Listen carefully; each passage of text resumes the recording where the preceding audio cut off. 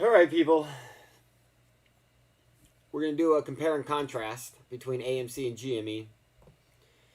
And I'm going to go over them individually. I'm going to go over them versus each other. I'm going to show you that GME just totally fucking sucks. And then I'm going to show you why AMC's poised to end up being the same thing as GME.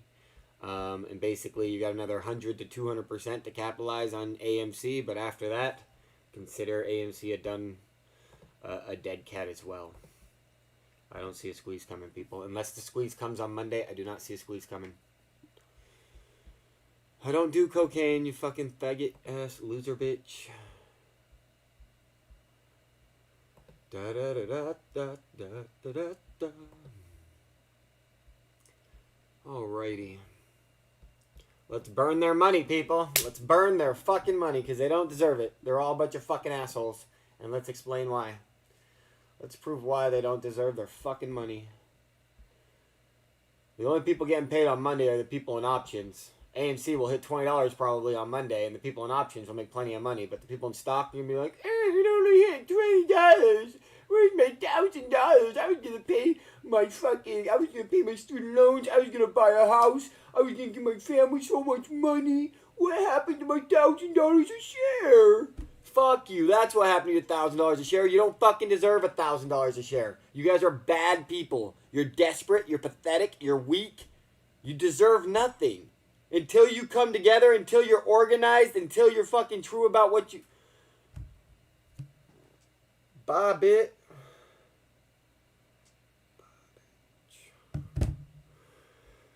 All right.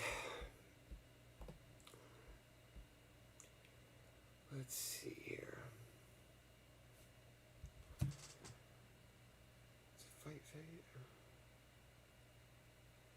Let's fight, faggot. Man, fucking people texting me like they're tough is the most pathetic thing in the world. Uh-huh.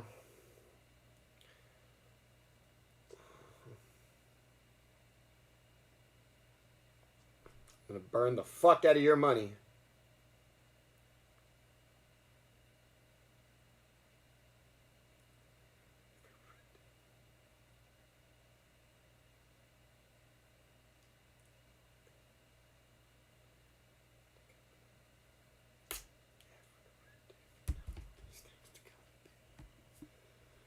Alrighty, people.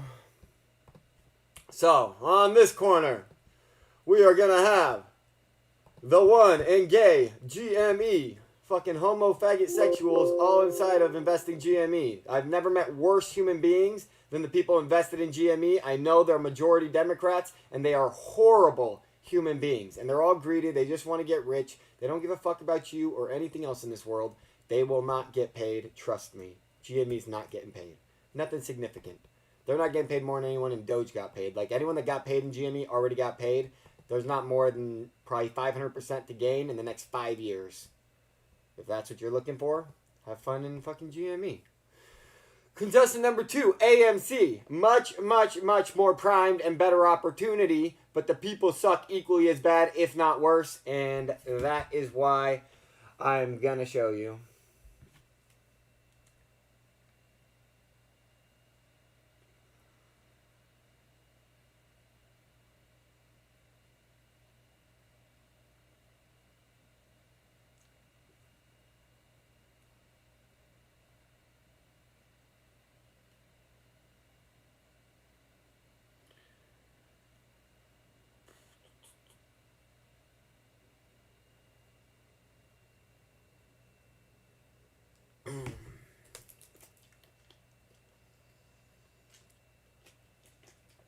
All right, first qualifier we're going to discuss. Let's talk about pressure. Stock price, action, and pressure. GME sucks. Number 2, volume. Number 3, option pricing. Number 4, open interest. Number 5, Reddit. Number 6, confirmation bias issues. Number 7,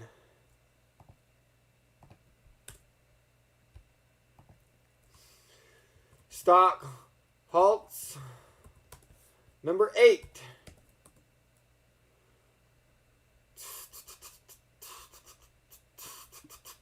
more outflow than inflow. Number 9, lies from super stonk on AMAs. Number 10,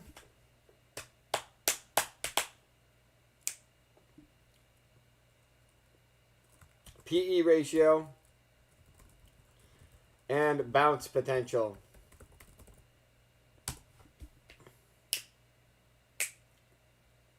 All right.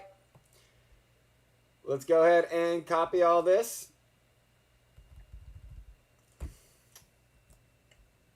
Over to AMC. And we'll do stock, okay, volume, option price, open interest. Reddit is fine. Confirmation bias issues is fine. Stock halts, more outflow than info. YouTubers. YouTube shills.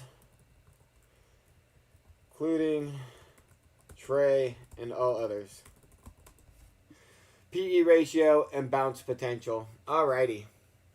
I'm going to go over all 10 facts in GME. I'm going to go over all 10 facts in AMC. And then we're going to compare the GME to AMC. By the end of this, you're going to know that GME is trash, dumpster fire. Fucking trash, dumpster fire. AMC has potential, but is still looking like a government plaything.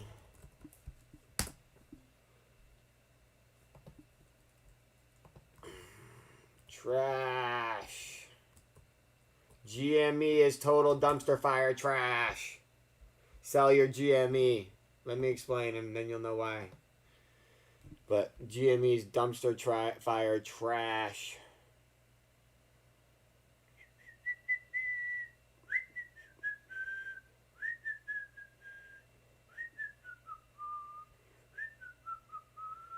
I'm going to burn everybody's money. If you're invested in AMC or GME, my goal in life is to make sure you got $0.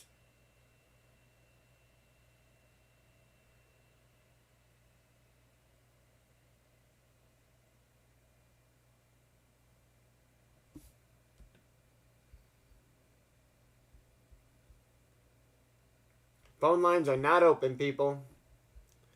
This is just a listen only. All right, let's see here.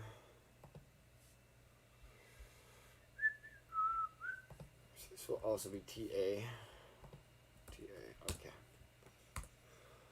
All righty. So let's start with the GME one. Let's start with stock price, action, pressure, okay? I don't care about money. Anyone that thinks I'm mad because I lost money doesn't know anything about me and hasn't watched any of my streams. I lost way more money in April 23rd than I did this time, and like, it ain't about the fucking money.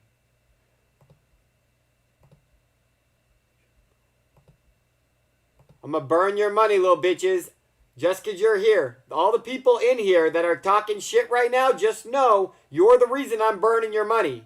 You guys couldn't just walk away. When I said I was leaving the stock universe, you couldn't fucking walk away. And so what do you get now? You get me as your fucking enemy. And you thought you didn't like it when I was your teammate? Well, guess what's happening now? I'm going to burn you motherfuckers to the ground. And I can't wait for it. I can't wait for the day you guys know it was because of me that you lost. I can't wait for the day that GME goes back down to $20 and you guys all know it was because of God Pill. Fuck yeah, I can't wait for that day. All right, people. Here's what we are looking at. GME is a very simple chart to understand. There was a massive wave of volume that caused a short squeeze on GME. This volume was then reciprocated into 10 different stocks by the Federal Reserve. So basically, I think the GME and the AMC had a natural movement of retail volume. And then as this happened, I think the way that they worked against it was by pushing up a bunch of other stocks to cause mass confusion and spread out the volume so they didn't have to fight the whole world against one stock. And so basically they sent out all these red flags and now everybody's all separated and confused and fighting each other from one stock to another or stock family to stock family. And that's why it's going to fail, and that's why I'm just going to help cut to the chase. Like, I don't actually think that I'm the reason it's failing. I just think I'm helping it cut to the chase. And that's what I'm trying to do. The only chance you guys have at redemption of saving your money is to fucking make Godpill the most famous fucking GME, AMC, or YouTuber on the face of the planet. Like, that's no exaggeration. Your only fucking chance is begging me for forgiveness. Otherwise, your money will burn, and it will burn faster than before. And so, if you look back before the whole crazy thing happened, GME naturally went from $4 all the way to $30, $40. And right here, they realized they were in trouble. So what did they do? They said, we got to relieve pressure. And when they relieve pressure, how do they relieve pressure? Very, very easy. They relieve pressure in one simple way. Okay? And it's been the same in AMC and it's been the same in GME for the last 4 months. And every time they've relieved pressure, they drop it down to its bottom price of where it was before. So like it never really reaches a new low, but it reaches usually the same low. And then, after they've dropped the price, depending on the type of pressure they're trying to relieve, because there's big pressure moments and then there's small pressure moments, right? And so depending on the type of pressure they're trying to relieve, depends on what the week before looks like. And so basically, if they're just trying to relieve a little pressure because they haven't relieved the pressure in a while, and AMC's at $9, they can let it go to $11 and back down to $9 5 times.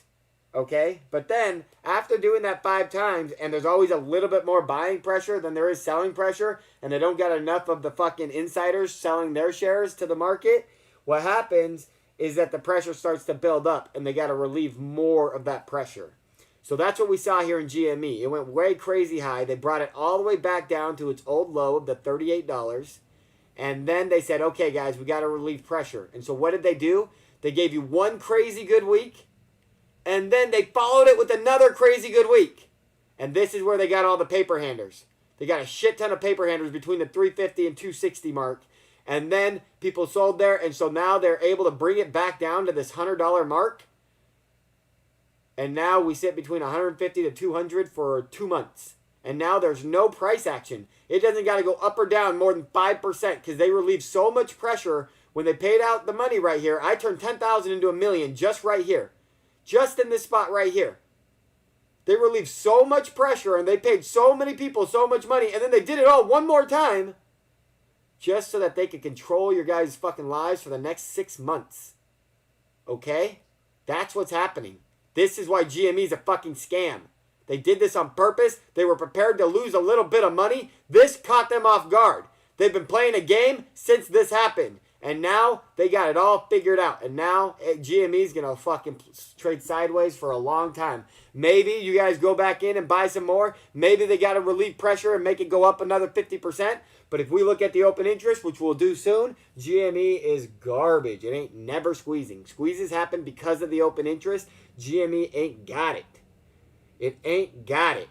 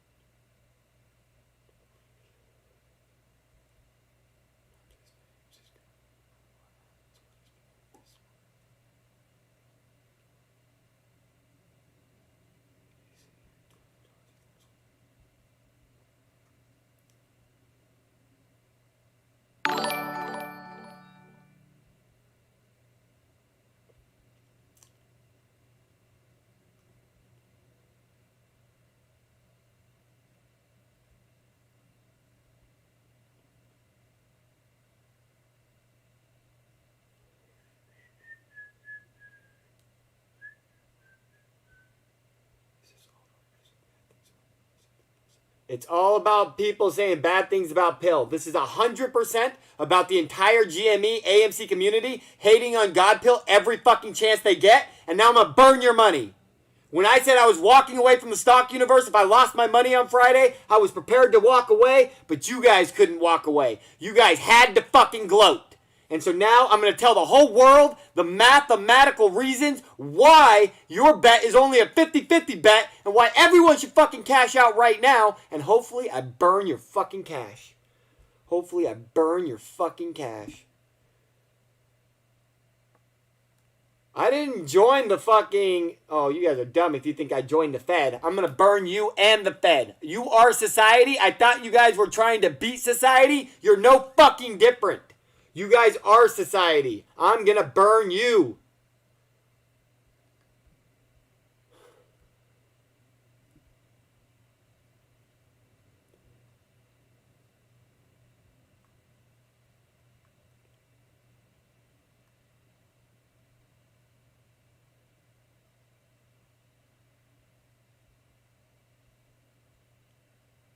You guys are retarded if you think this is about money. You clearly don't watch my show if you think this is about money.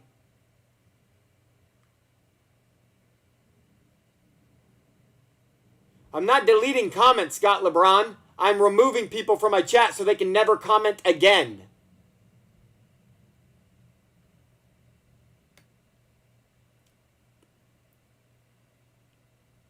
Shut the fuck up, John Phillips. I'm gonna burn your money, little bitch. Your money's fucking fire in the trash can on fire right now, you little bitch. I'ma burn all your fucking pussy's money. All you pussies so scared to lose your fucking money. I get it. I get it. That's the difference between you and me.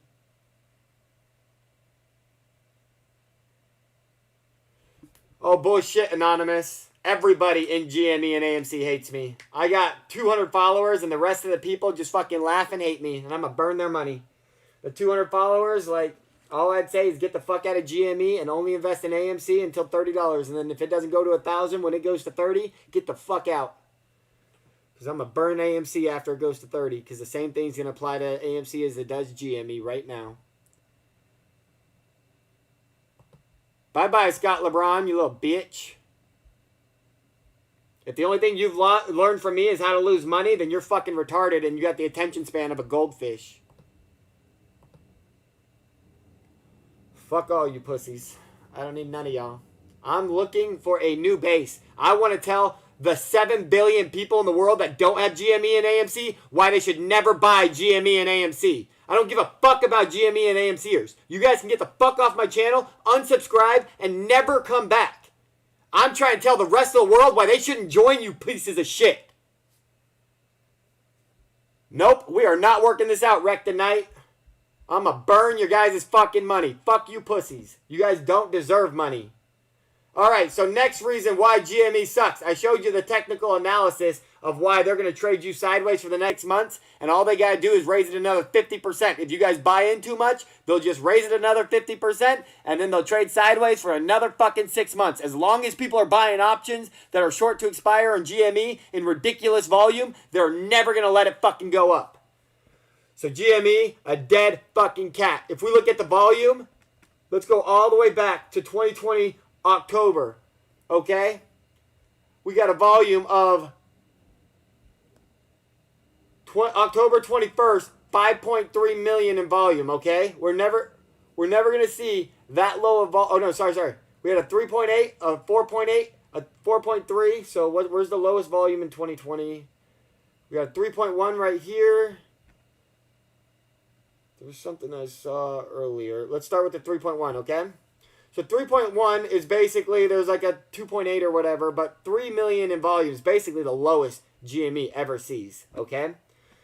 And so when GME hit 379 a share, so when GME on Thursday went to freaking 483 a share, and then crashed down and closed at 193, but then went back up to 413, look how much fucking volume there is, okay? When GME went from 80 all the way to fucking 150 and closed at 147, basically the high, there was 200 million in volume. So anyone trying to say the reason there's not volume is because it's $100 a share, no, that's bullshit. When there was $100 a share, there was $20 billion that went in and out of GameStop in a single fucking day.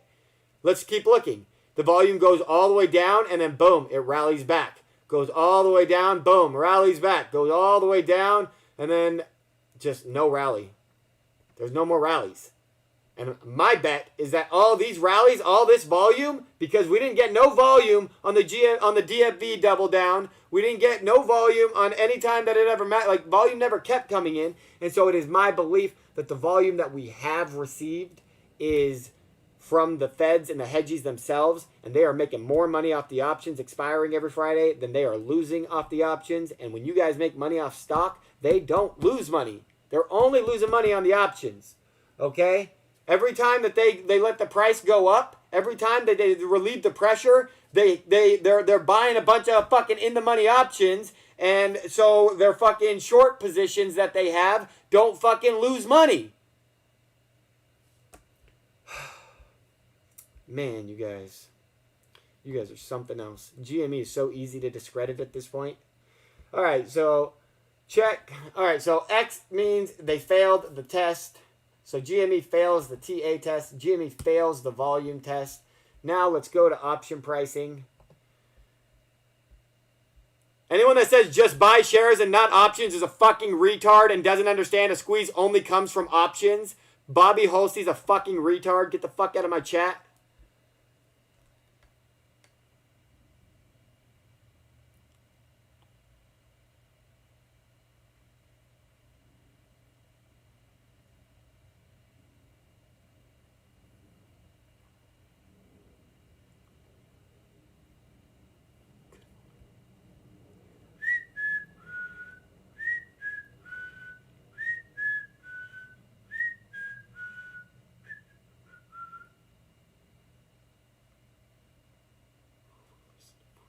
Jason Rass, I'm not trying to talk to GME and AMC investors. I'm trying to talk to the world that has not invested in GME and AMC and make sure they never fucking join you.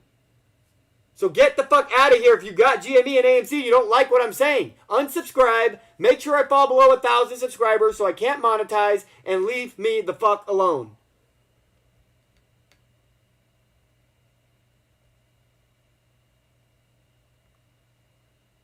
Gary Miljor, you probably don't disagree with me on AMC and you're just not listening. You probably fully agree with me on AMC and you just haven't taken the time to listen and you just jumped into the chat thinking that you know what you're talking about.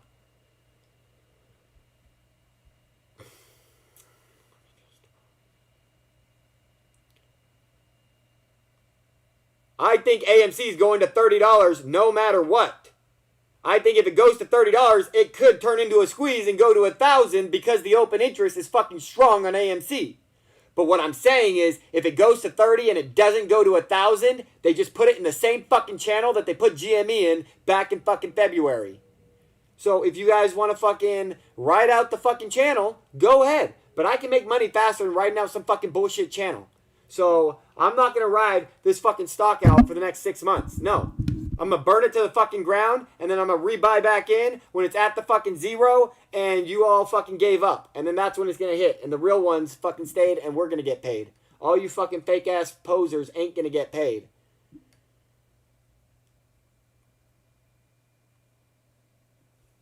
BZ Bree says, hey guys, I heard Trade Trades is still with us, but you also said a few weeks ago you weren't going to talk AMC and GME anymore. I did say I wasn't going to talk AMC and GME anymore, and things changed a little bit. I got like my hands on some more money, and people wanted to keep investing. They wanted to still make $1 million, and so I played it out for a little bit longer. The math said bet the money. I bet the money, and I'm glad that the money was either lost or made type thing. Like, I'm glad I can focus on making money through my own actions and not fucking waiting for the shit that the government wants me to wait on. The math that I bet on fucking Friday was perfect. The math that I bet on was fucking perfect for Friday. If Friday didn't explode, Monday better hit $20 fucking dollars. And if Monday doesn't hit $20, then I know that AMC is a total fucking scam too. If Monday does not hit 14, 15, 16, 17, 18, 19, or $20, then they got AMC in a channel just like they got GME. Because my bet was fucking flawless. The math on my bet was fucking golden.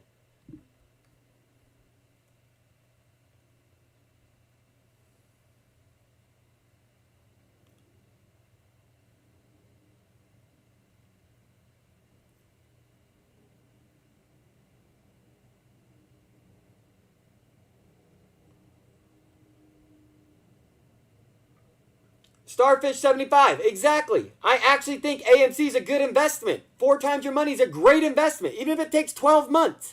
That's better than what anyone else has got out there. I agree with you. I'm not like AMC is a good investment. What I'm telling you guys, if you're only in it thinking you're gonna make $100,000 off a fucking $100 investment, you're fucking retarded. Look at what happened to GME. They're going to halt the stock before they let you steal their money. There's too many options. There's only 2 ways to let the stock price go up tomorrow. Either nobody buys options or everybody buys options. Okay? Because if nobody buys options, they'll stop shorting the stock. It doesn't hurt them to let the stock go up anymore. If everybody buys options, the short interest will go so fucking high that the whole world will squeeze the fuck out of it. Those are your only 2 ways to make this stock squeeze. Until then, you guys are all just dick sucking the government.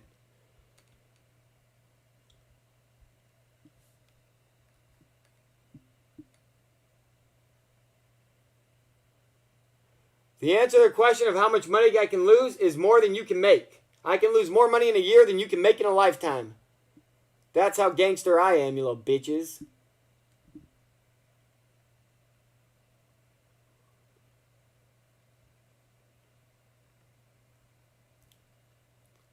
From the bottom to the top is getting banned because they said buy and hold is all that's required for the squeeze. Fucking retard. Doesn't know what a squeeze is. Doesn't understand that a squeeze only happens because of options.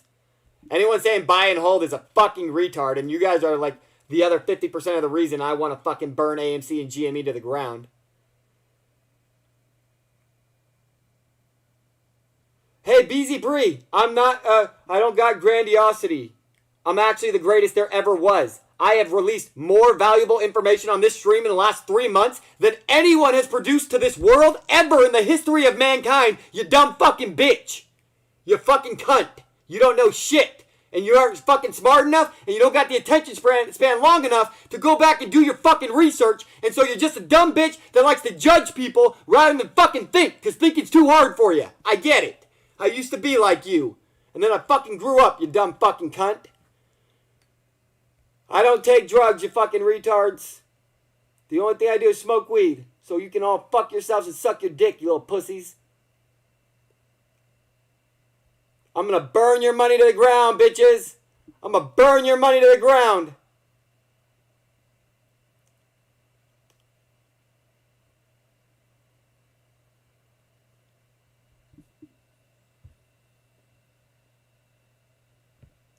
Godpill, how can I help you?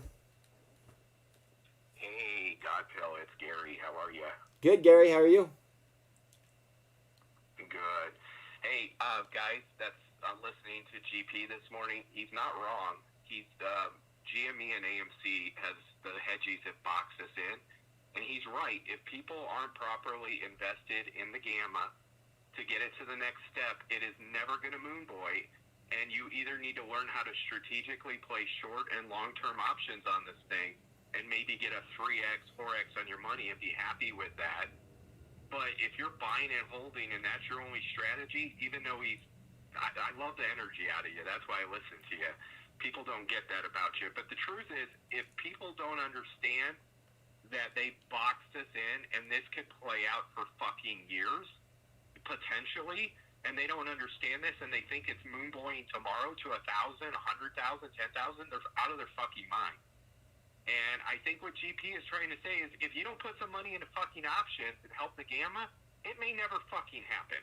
So I know you guys are negatively nailing on GP, but he's trying to bring out, if you think you're just going to buy some shares and it's going to moon boy tomorrow, you're so full of it. He's trying to bring you to reality, people. I don't hate them. They don't understand that I actually love them. They literally don't understand that I love them more than anyone on this earth. All right, buddy. I'll continue to listen. All right, brother. All right, Bo. Bye. Bye.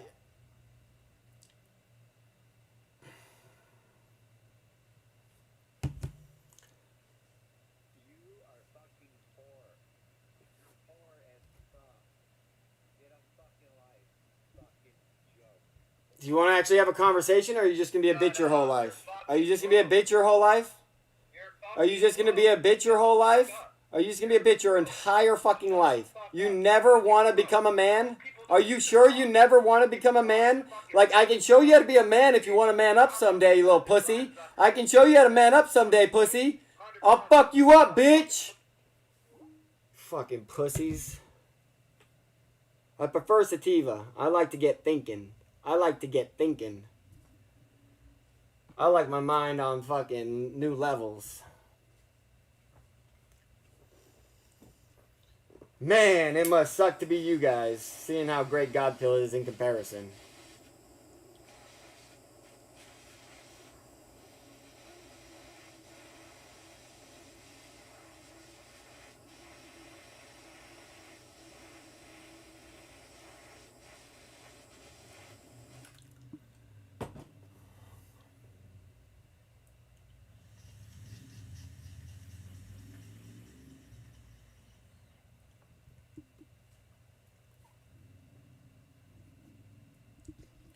Go ahead, pussy.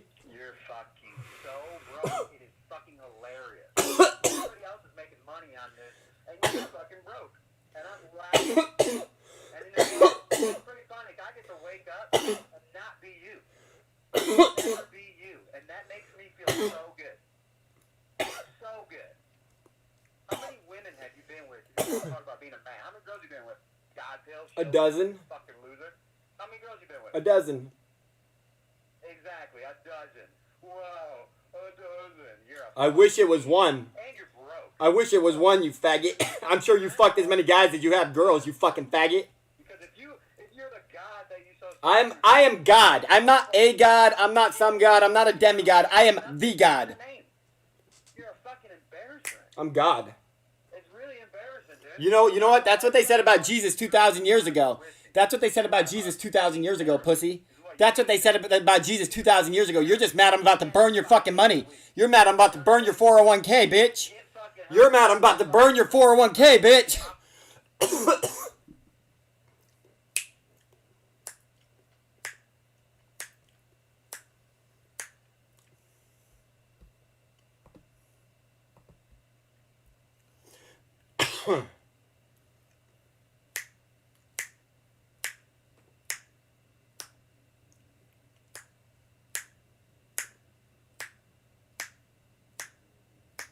All right, people.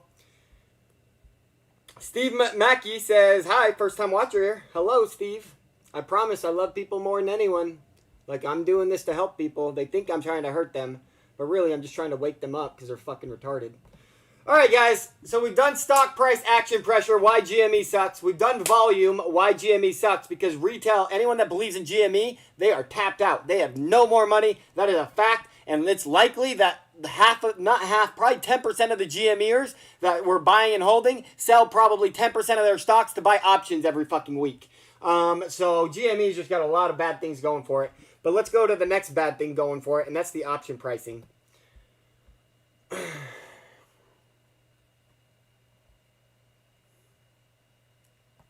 So, on the option pricing,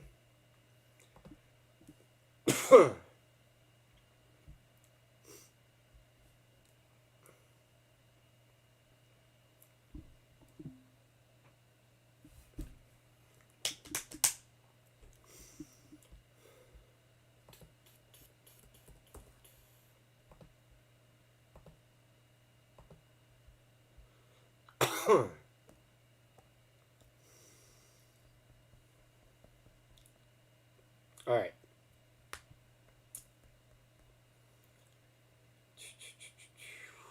So this expires next week. Okay. So it's really like so GME, AMC had the highest open interest every single Friday because people are buying Monday, Tuesday, Wednesday, Thursday, Friday on the cheapest options and the most number of contracts because they're so cheap, right? And so building up all the way to Friday before all those cheap options being bought expire on Friday, like basically you build up the short interest till Friday and then it gets crushed and goes back down on Monday. And then build up on Friday, crush back down on Monday. And that's like what's happening because the apes are retarded, right? If you guys took my advice 2 months ago, we would have already squeezed and that wouldn't be a problem. But I know you guys aren't listening to me, so fuck that conversation. But basically, what I'd like to do is I'd like to count the open interest. So basically, when GME's open interest was at when GME's open interest was at 140%, there was only 40 million shares in the market, okay? So if there's 40 million GME shares and it's at 140%, then what does that mean? What that means is there's 56 million short shares created synthetically to create an option contract on the call side. And now it might have included the call and the put side. Honestly, I'm not 100% sure, but we're going to count it out. Okay, so we're going to count it out and we're going to find out exactly what it is. So somebody in the chat, please tell me like if you Google GME open interest right now, somebody in the chat tell me what the open interest is right now. And I'm going to go through and I'm going to count the open interest for every fucking expiration day on GME right now. And I'll be pretty accurate. Like I'm going to speed read. But we're going to count all of it. Now we know that'll be a little bit higher on Friday instead of Monday. But we're still going to, like it won't be too, like it's probably like a 2% movement or something. So it's not a big deal. All right, so we're at 2,000, 3,000, 4,000, 5,000, 6, 7, 10, then probably 13, 14, 15. All right, we'll say 20. So this May 28th got 20,000 option contracts, okay? So we got May 28th.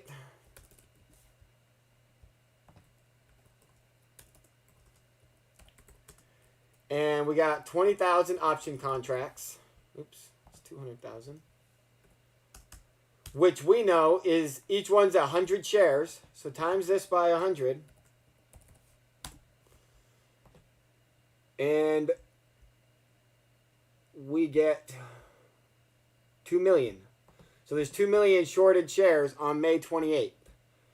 Okay, let's go to the next one. So now on June 4th,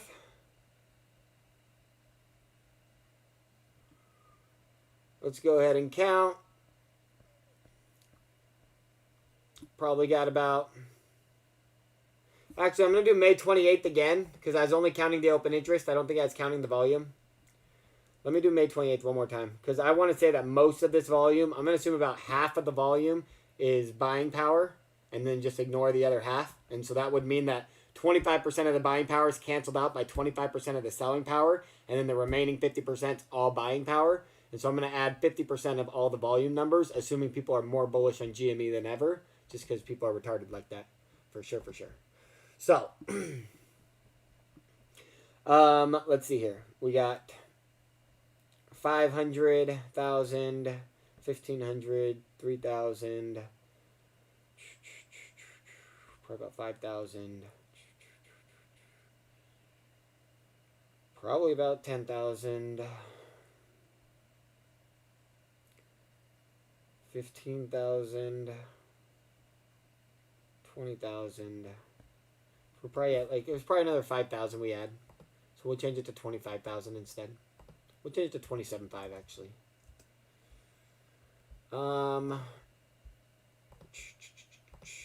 Then if we go to June 4th,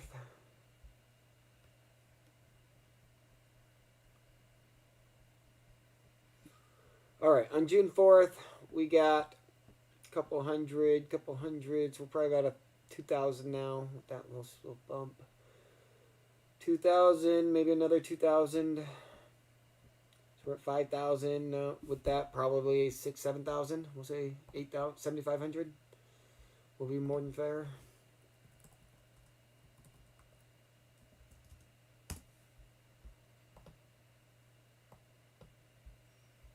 Alrighty, then if we go to the next one, it's June 4th. We got June 11th. Got 100, 200, 300, 500, 1,000, so 2,000, 3,000. Not much. June 11th for 3,000.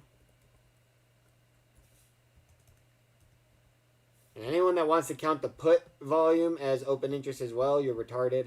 We're not going to count the puts because you can only squeeze one side at a time. So you only count the calls or you only count the puts.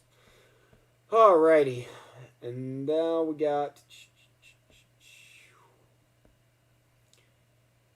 probably 1,000, 2,000,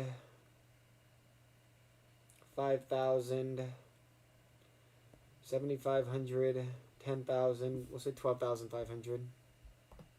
It's pretty good. For June 21st. No, it's June 18th. What did we say? We say 20,000?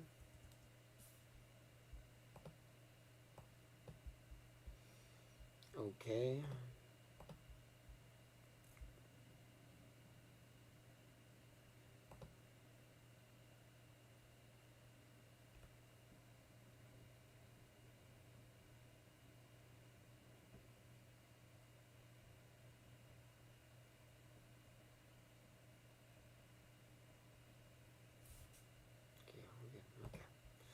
All right, June 25th. We got 100, 300, 500, 750, 1,000. We got 1,000.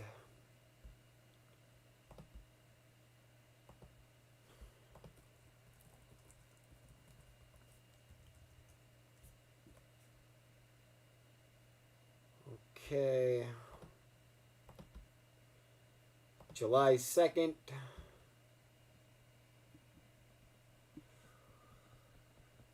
Got 100, 200, 300.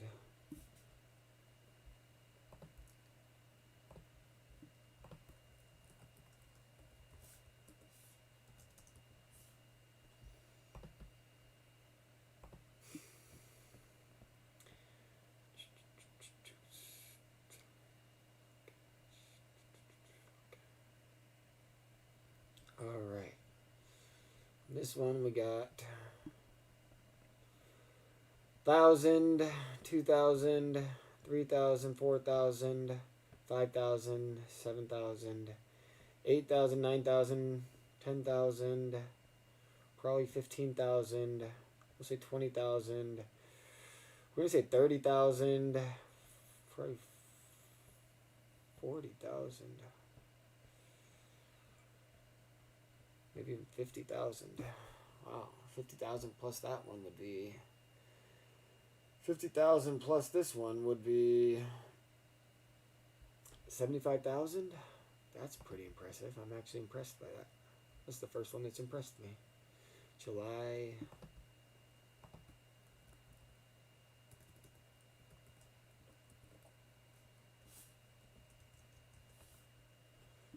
Good for July. Hopefully July pans out for him. Alrighty, August.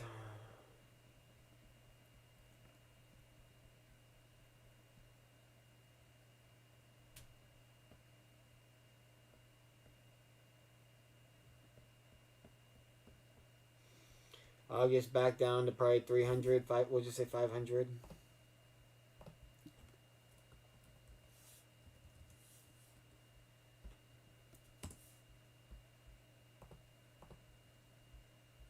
September.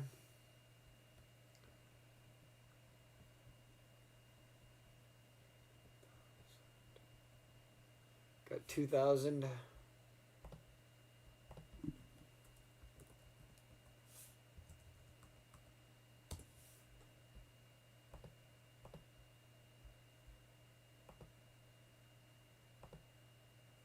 October.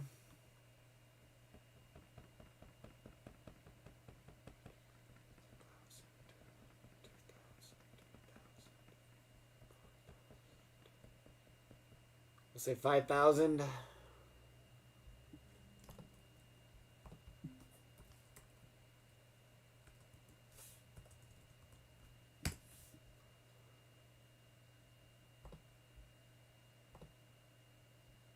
November.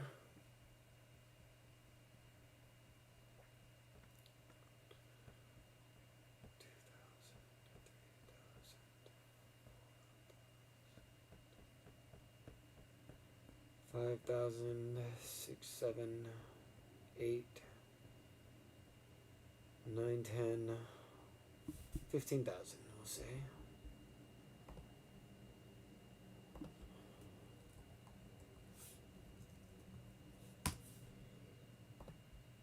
Oops.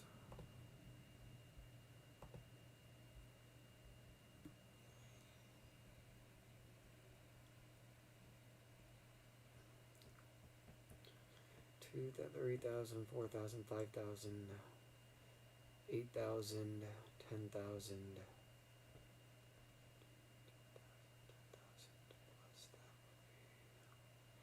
12,000, 15,000,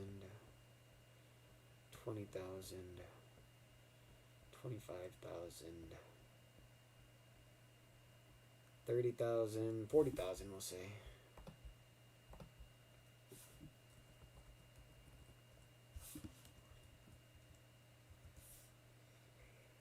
And then January 23. Last one.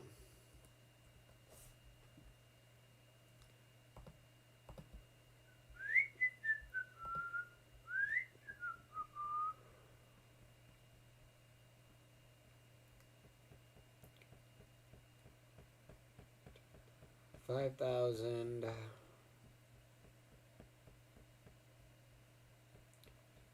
$6,000. We'll just say 10,000. All right.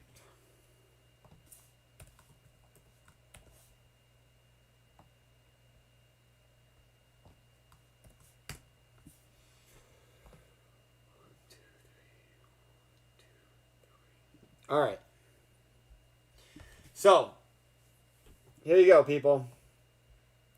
Right now, there are 20 million shares shorted on GME.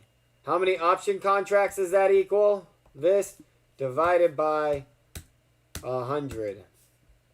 And you get 206,000 option contracts are out in the market right now. What does that mean for GME? And that's call option contracts, okay? Forget about the puts.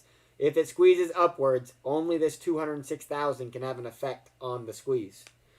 So basically, the more that a stock increases in price, the less that the strikes become profitable. Okay?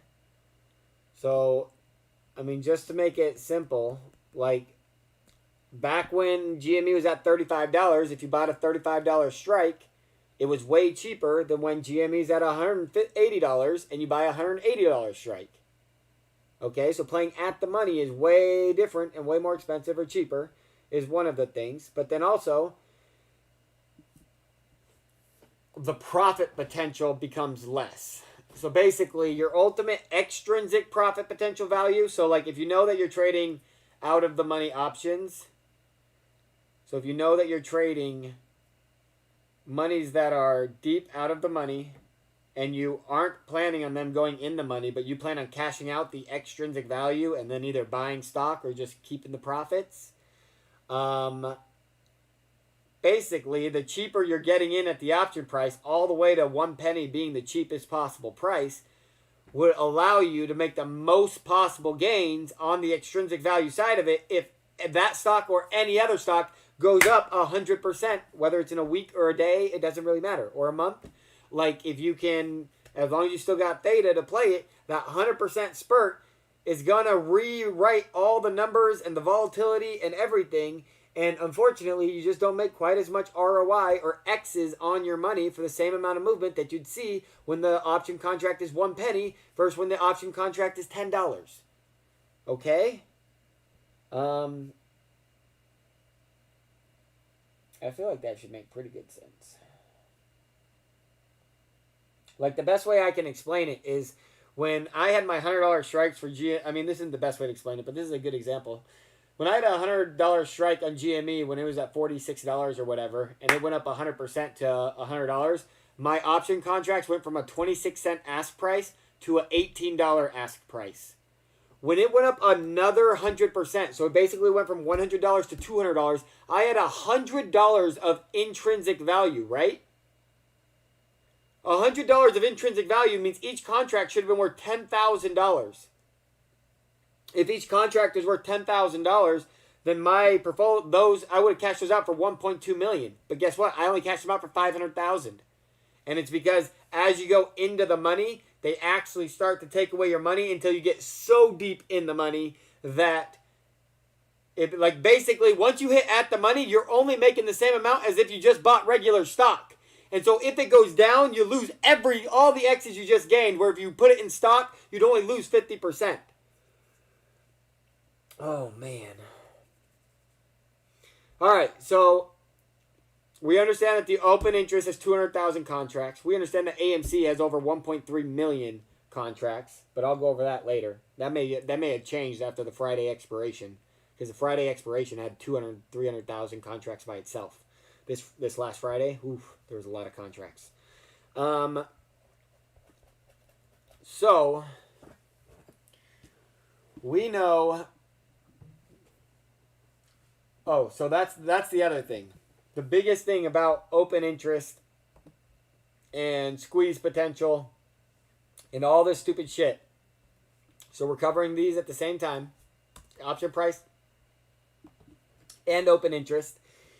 And basically, the open interest of a company is more important by net total number of option contracts than it is about total number net dollar amount of contracts or percent of open interest. So everyone likes to compare the percent. So like GME was at 140%, right? Because it only got 30 million shares. AMC got 400 million shares, so it's only at 25%. But it's got 5 times, 10 times as many shares.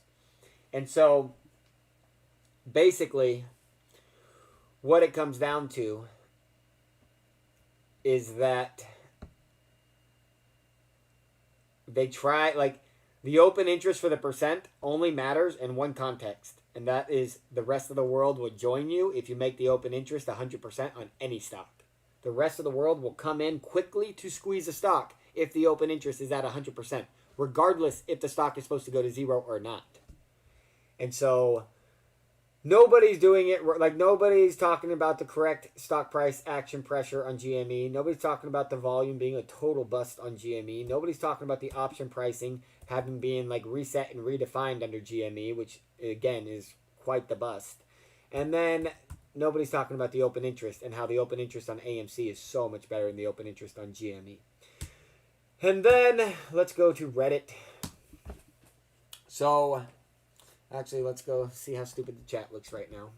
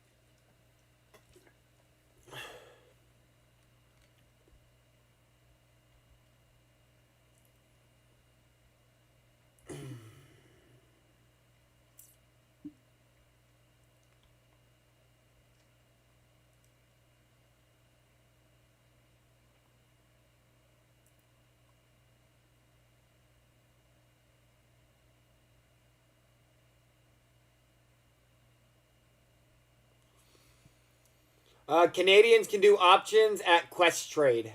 Jimmy Samsung, if you sign up through Quest Trade, Canadians can do options.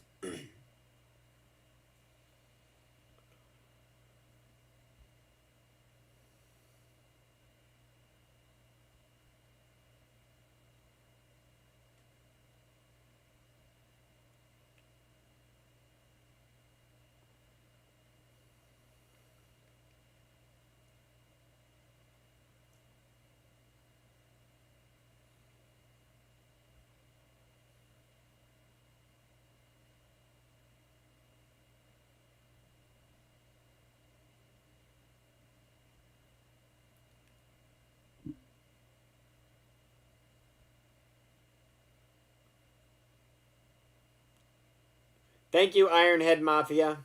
Says good vibes breaking. It'll turn around.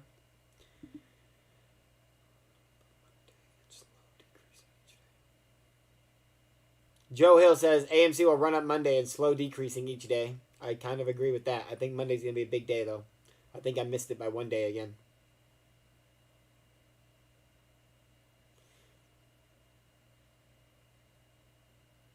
He says good vibes breaking was not supposed to say breaking, so what was it supposed to say? It says, man, I got some granddaddy perp right now. Good stuff. Nice.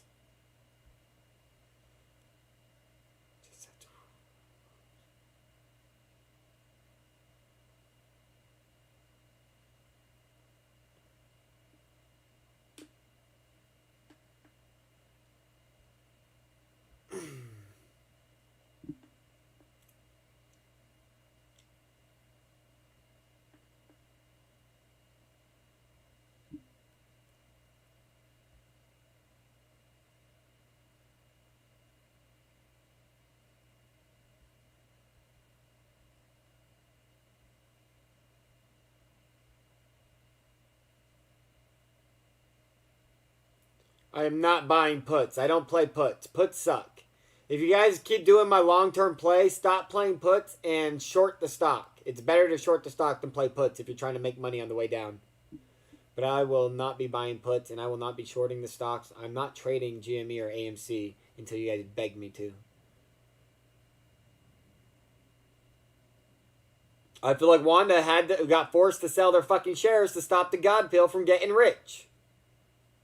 2 months ago, the CEO of AMC says that Wanda wants to stay on with the company and that they can't wait to work together and build a brighter future, and they've been vital to the success of AMC so far. And then 2 months later, they sold every fucking share they own? Yeah, fuck you, AA Ron. Fuck you, AA Ron.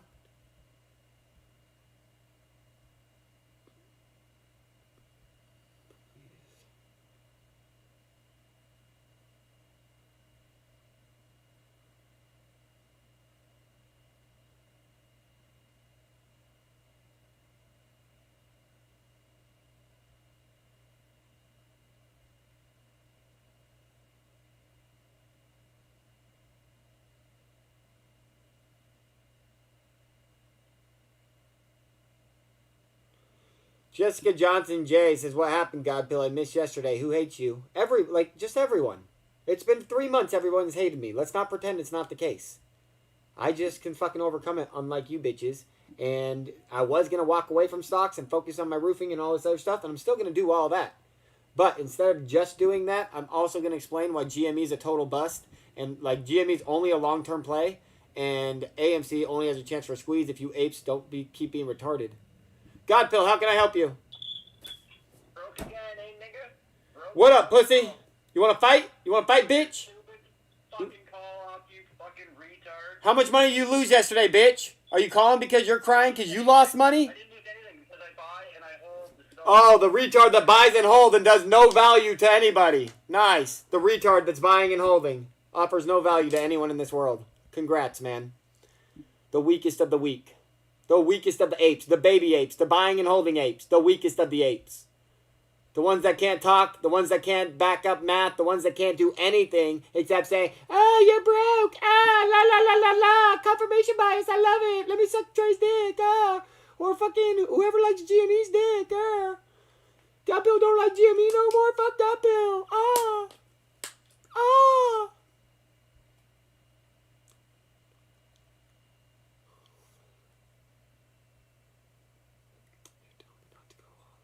I did not say don't go all in AMC. If I was going to go all in, AMC is the only one I would go all in. I think AMC is naturally valued at $30 to $40. I think you got 200 to 300% to make an AMC. I think if AMC goes that way, it could squeeze into 1,000. It is possible because the open interest is strong as fuck.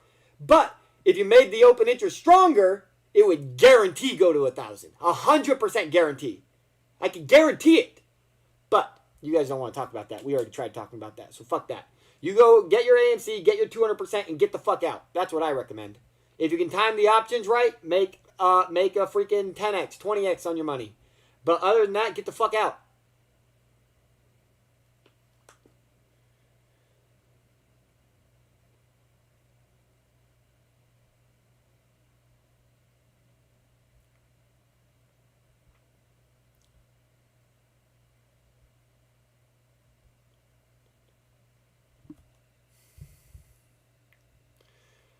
What up, pussy? You're What? broke and you're ugly.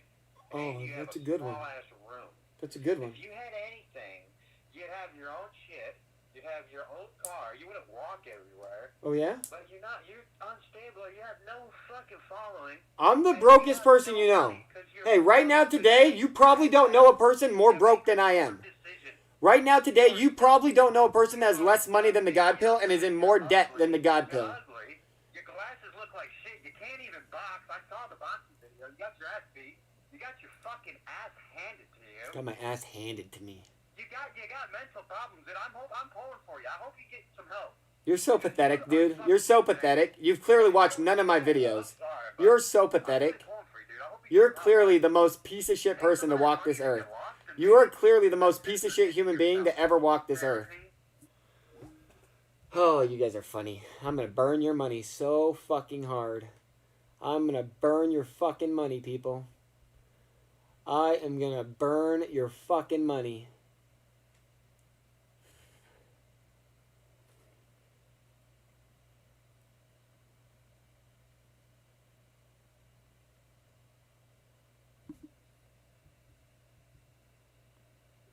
God Pill, how can I help you? Actually, I'm the biggest piece of shit in the world, and you're just a fucking dirtbag. You want to fight about it? Who doesn't know how to buy options? Because yet again, you lost fucking money. You want to fight about it? Loser. Stop giving advice to people. Hey, pussy, you want to fight about it? Man, these shills are real angry. These shills are real angry.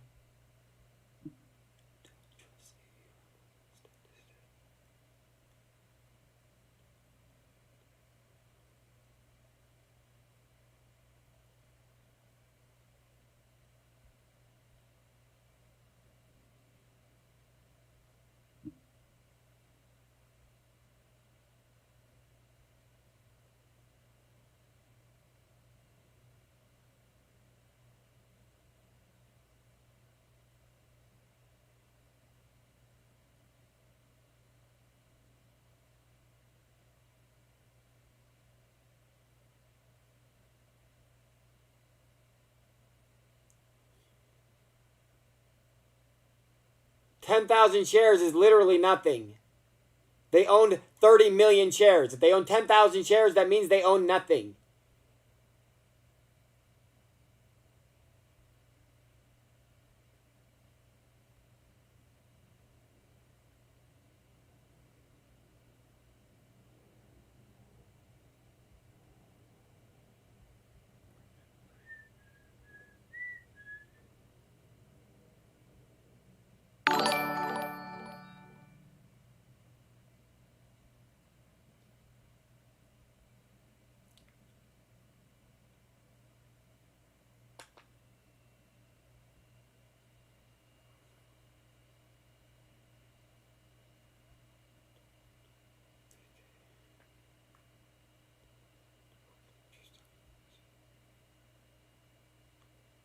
I'm not going over AMC yet. I'm still tearing apart GME. I'll go over AMC when I'm done with GME. I'm going to destroy GME first, and then I'm going to talk about the good and the bad about AMC. At least AMC's got some good to it. At least AMC is going up 200% no matter what. GME, I can't even say that. GME, I can guarantee will go up 50%. In the next 6 months, GME will go up 50%. That's all I can promise. Fuck that investment. AMC's way better than that.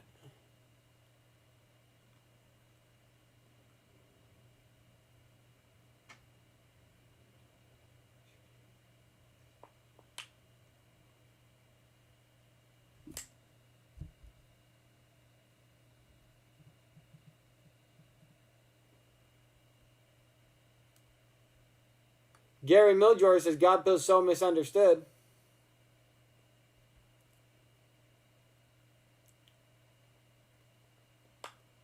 It does not take money to make money. That's only if you're a pathetic, broke human. I'm a god. It don't take me no money to make money. Piece of shits. I'm sorry, MTB addict. I gotta make them all beg for me to come back before I can not touch your money anymore. You guys ain't getting paid until I make it happen. You guys either get paid. I think you could get paid on AMC $1,000 on Monday, and if you do, I think it's all thanks to me. I really do. I think Wanda forced the price down, sold out of their shares. Every single time you look at their dates that they sold the most shares, it was the times that I fucking YOLO'd. It was the exact times I fucking YOLO'd, and so they didn't hurt nobody more than they hurt me, and I'm convinced they did it to hurt me. And I'm convinced that the institution ownership of AMC is really high right now. It's not that low. They got plenty of shares to keep doing what they've been doing. We've seen how many shares it takes Wanda, 30 million shares, and they can fucking keep it down for at least 2 weeks. All it takes is 30 million shares to keep it down for 2 weeks. Gonzalo Flores, exactly right. They can hold it down as long as they want, and it doesn't take them very much volume at all.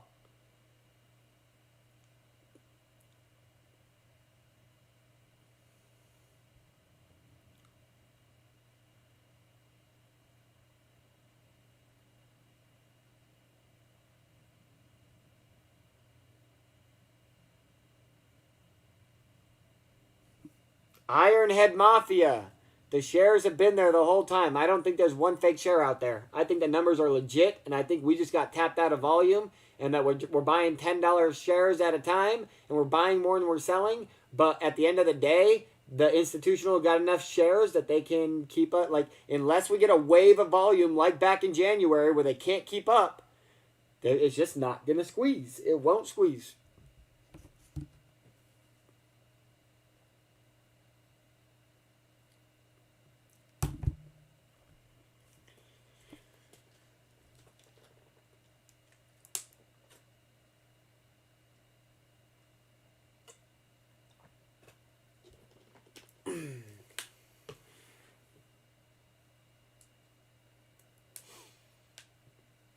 I agree, Wanda being out can only help long term.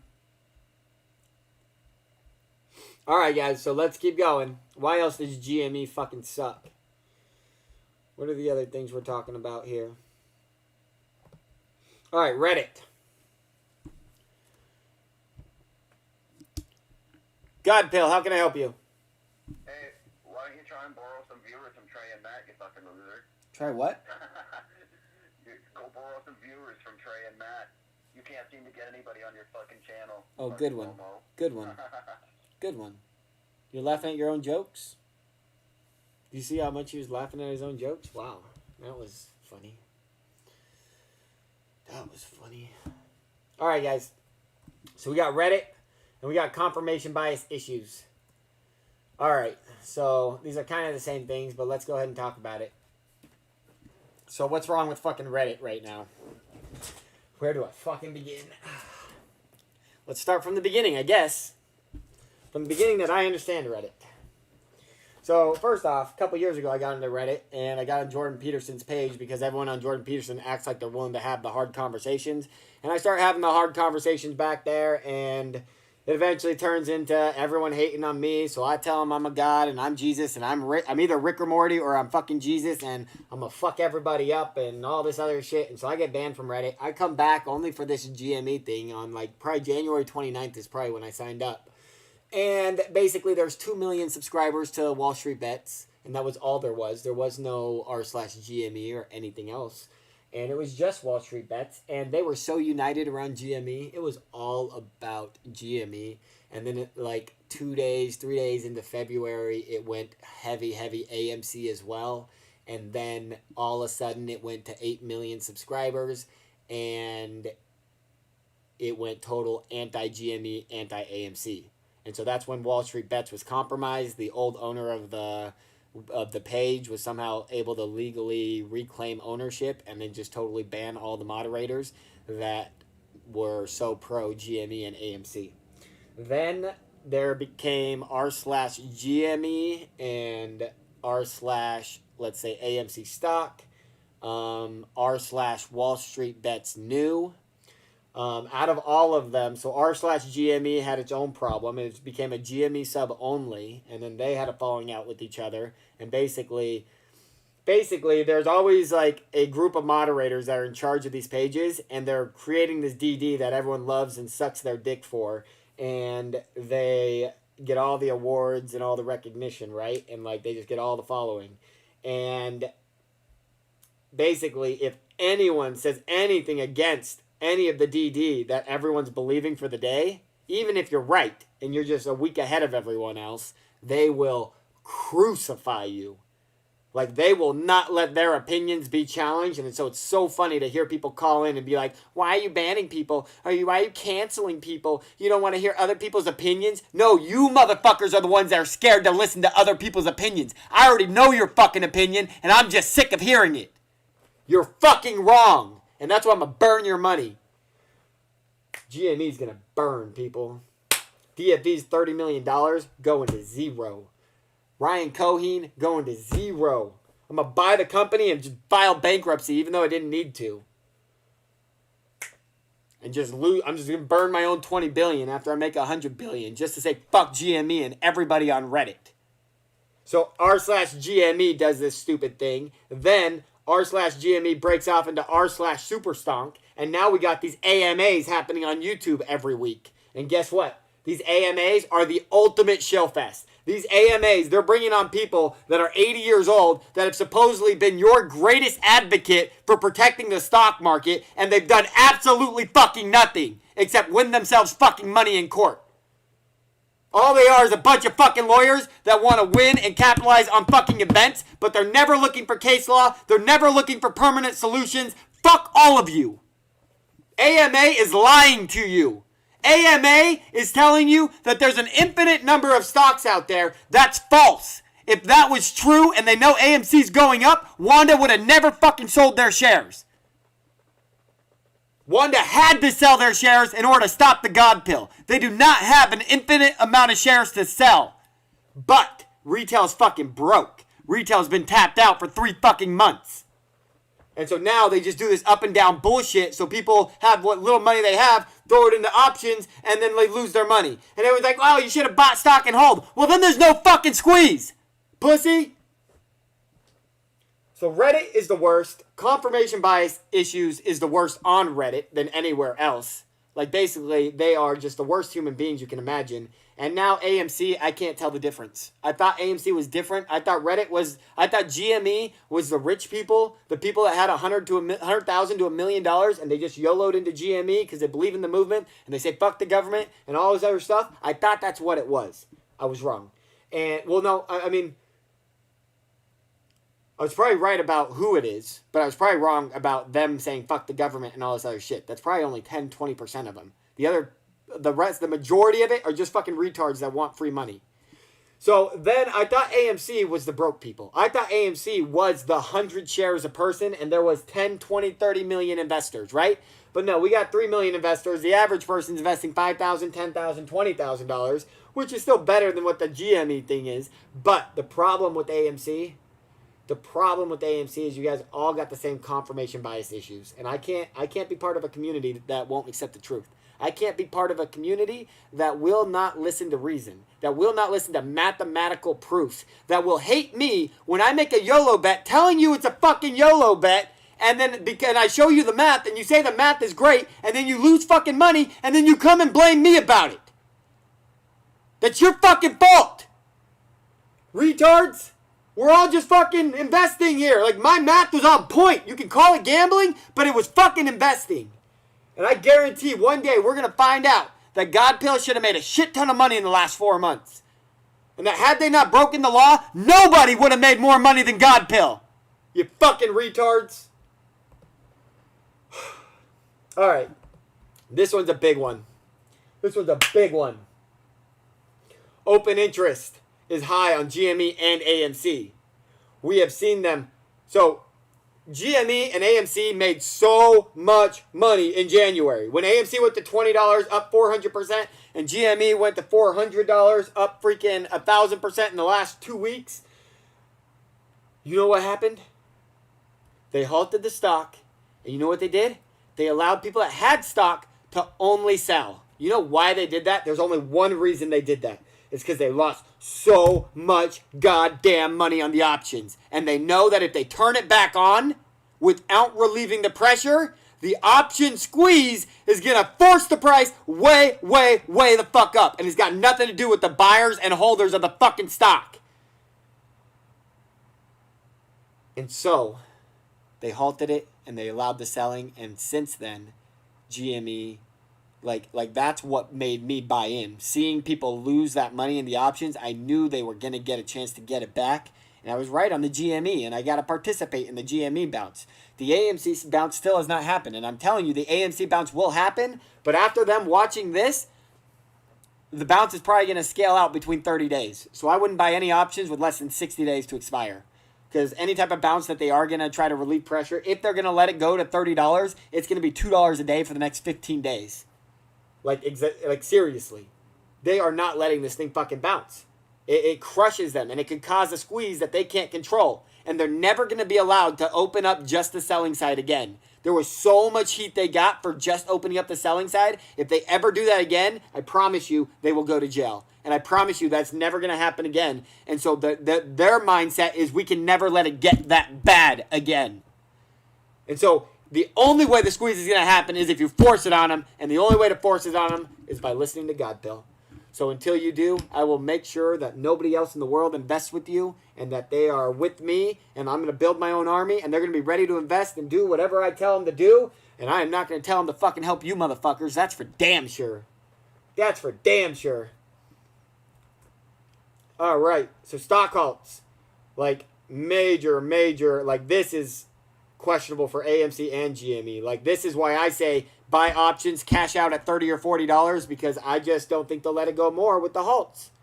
Unless you can force it on them with the option squeeze. But again, an option squeeze is different than them halting the stock before it ever gets there. If they halt momentum and then they open it, like, and they just close buying and selling for 5 minutes, and then they open it and it like falls back down 10%, that's what they did to GME when I was investing before I started doing live streams. They kept halting my stock, fucking stealing my money. All right. GME in recent days have had more outflow of buying of stock than or more outflow of selling of stock than buying of stock. AMC is breaking records on the most number of days of more buying than selling for any stock ever. I can't actually prove that. I wouldn't even know where to begin to find the data to prove that, but it's been like, find me the last day AMC had more selling than buying from retail. I want to see it. Lies from Superstonk and AMAs. That shit's dangerous. Telling people that there's infinity to shorts and that you can never win no matter how much volume or how many shares you buy, and that you could buy 100 billion shares and they could keep shorting 200 billion shares. Like, that's all bullshit. It's all a lie. They're trying to get you guys angry and motivated to stay where you are so they can drag this out for another 6 months. Fuck Superstonk. Superstonk is the ultimate shillfest. PE ratio and bounce potential. The PE ratio of GME is over 15. The PE ratio of AMC is under 7. Maybe under 8. So basically GME has had twice the bounce from its bottom that AMC has had. And so AMC naturally has more pressure to get released from it than GME if we consider their pressures were equal. And I actually think AMC's pressure has probably been larger the whole time. And that's why it's never even been relieved, because they're scared to relieve the pressure because it could turn into a squeeze. Yeah. And then bounce potential. Basically, in the last 3 months, we've seen AMC have to get crushed down to $9 and bounce up to $12 while people are making bank on that every fucking day. I wasn't, but a lot of people were. And they had to do that, because if they leave it where it's at, it's got nowhere to go but up. And because there's more buying than selling, it's only going to go up. But GME for the last 2 months has proven to me that there's not enough buying pressure, there's not enough volume, that they don't need to worry about GME. They can let it trade sideways. They don't need to bounce it down and up no more. They don't need to, like, get the paper handers and give you some profits and all that other stuff. Like, GME, like, they're fine just trading it sideways and collecting option profits at this point. That's how I see it, people. So we finished GME now. I'm done with GME. I just burned GME to the ground. If you haven't sold your GME yet, you out of your damn mind. If you haven't sold your GME yet, you're out of your damn mind.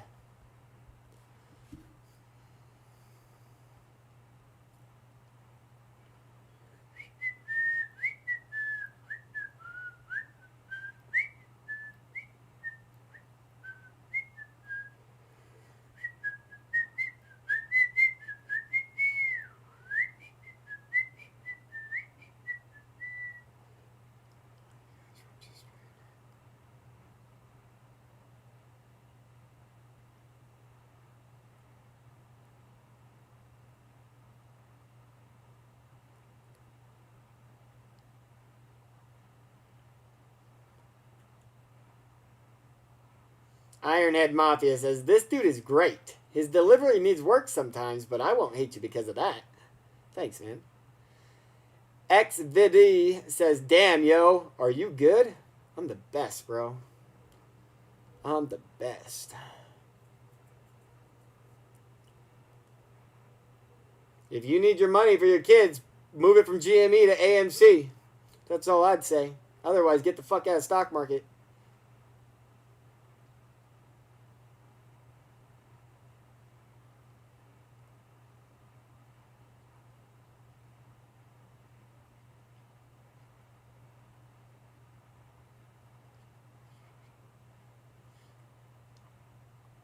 I don't believe in the conspiracy bullshit, people.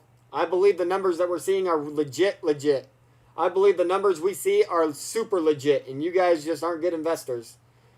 And I think that's our only problem. You guys buy and hold stock until you're broke, and you never force a squeeze.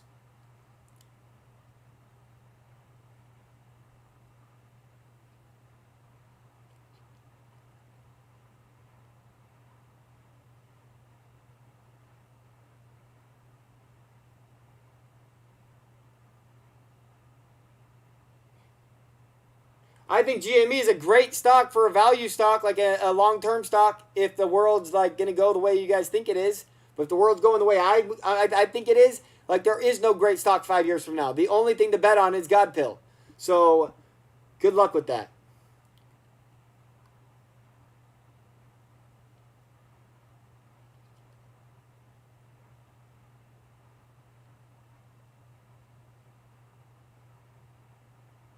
Fuzzy G182. I haven't touched anything AMC really. I've only touched AMC in comparison to GME so far, but I haven't really talked about AMC. I'm about to go over AMC now. AMC's got a lot more positive news than GME, but I'm still going to expose the bad parts about AMC. I'm sick of hiding the bad parts from you guys just to make you guys like me. I'm going to give you guys the fucking truth from now on and everything, no matter how bad it is, no matter how much you hate me for it, and no matter how much it hurts your fucking money.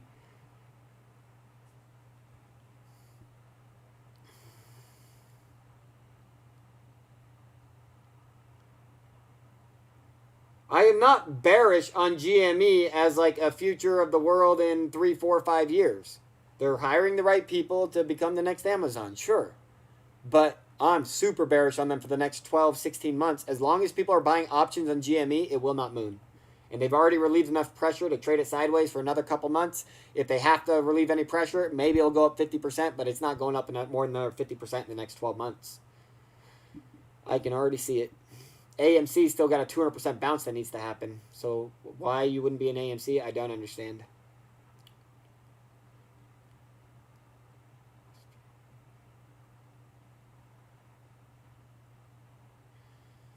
John Stout says, this is good entertainment. You should consider being a commentator for Investor Wrestling.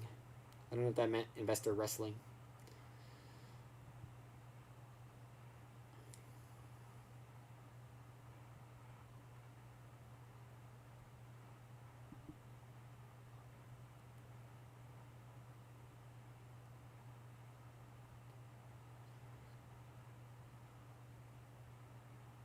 Puts and calls expiring have nothing to do with moving the stock price.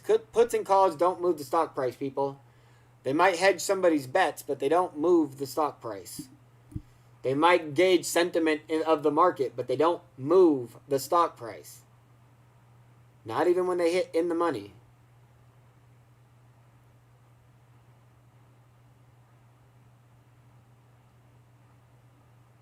Anyone saying that the government's getting their eggs in a basket before a squeeze is mentally handicapped? How long are you going to believe that for? Another 12 fucking months? The government wouldn't know how to get their eggs in the basket if they had a fucking decade to do it. Get the fuck out of here with that noise. The SEC doesn't pass laws for 6 years after they talk about them.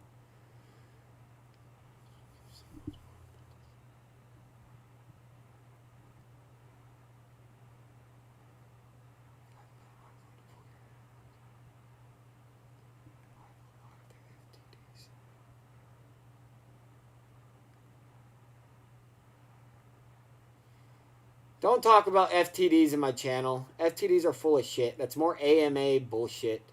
I don't give a fuck about FTDs. We've seen billions of FTDs. We've seen we've seen the percent of fucking borrow rates go through the roof. We've seen zero left to utilize, stocks left to short.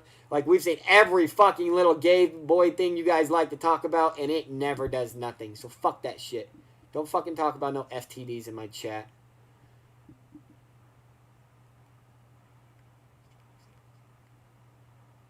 Inflow and outflow is better in GME and AMC than any other two stocks. But it's way better in AMC than it is in GME in the last 2 weeks. That's for sure. If they ever squeeze, do you think it'll crash right after? I don't know about the squeeze, Gonzalo. I don't know about the squeeze. I think if it squeezes, it might be permanent, honestly. And that's why I don't think the squeeze is going to happen unless you guys got me on your team again.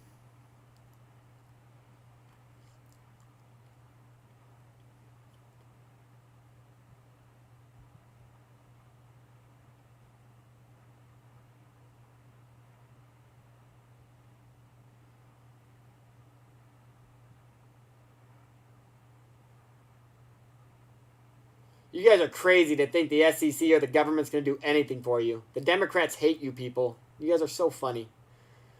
If you're a Democrat, please get the fuck out of my chat.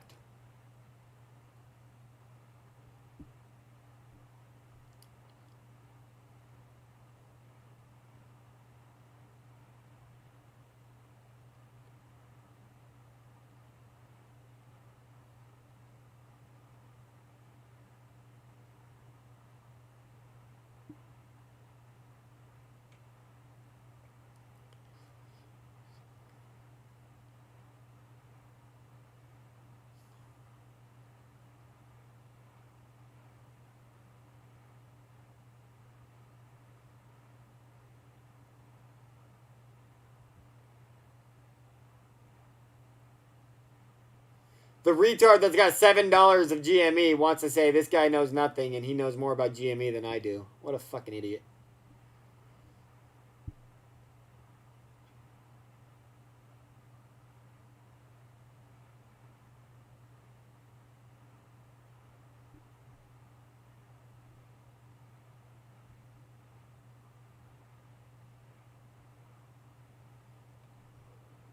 I don't know. If it squeezes, I got no idea where the price will go. Probably at least 1,000.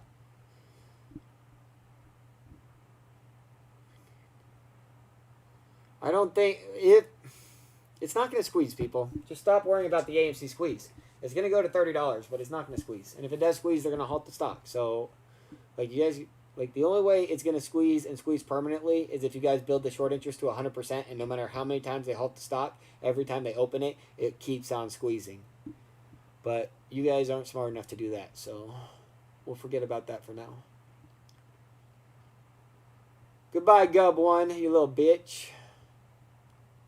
I know everything about trading. There's nobody on this world that knows more about trading than the God Pill.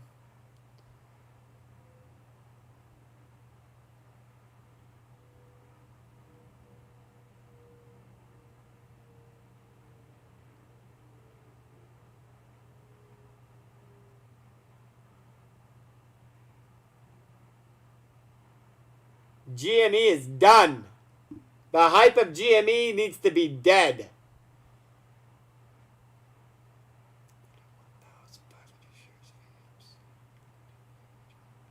I will fight anybody, Rich Greenfield included. There's nobody I would not fight.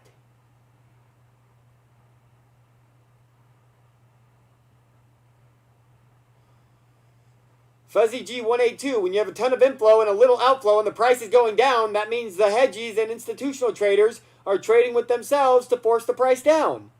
That's all that means 100% of the time.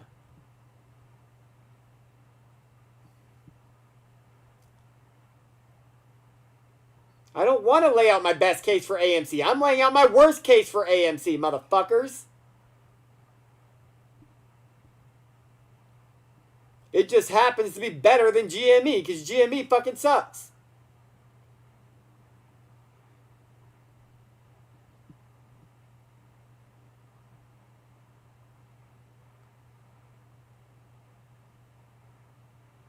You're welcome, Mike Patrick.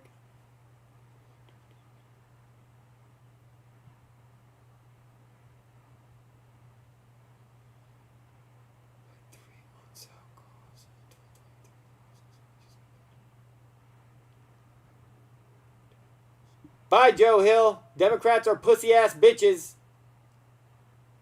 Never trust a Democrat. They'll stab you in the back every time. Ramundo Verde, shut the fuck up. I'll beat your ass, faggot.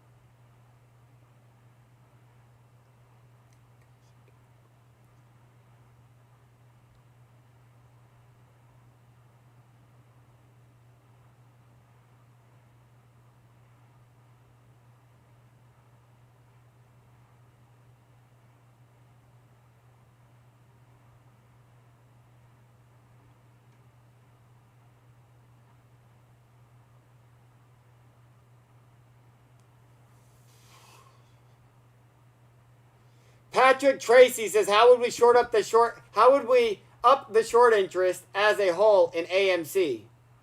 It's a very easy question.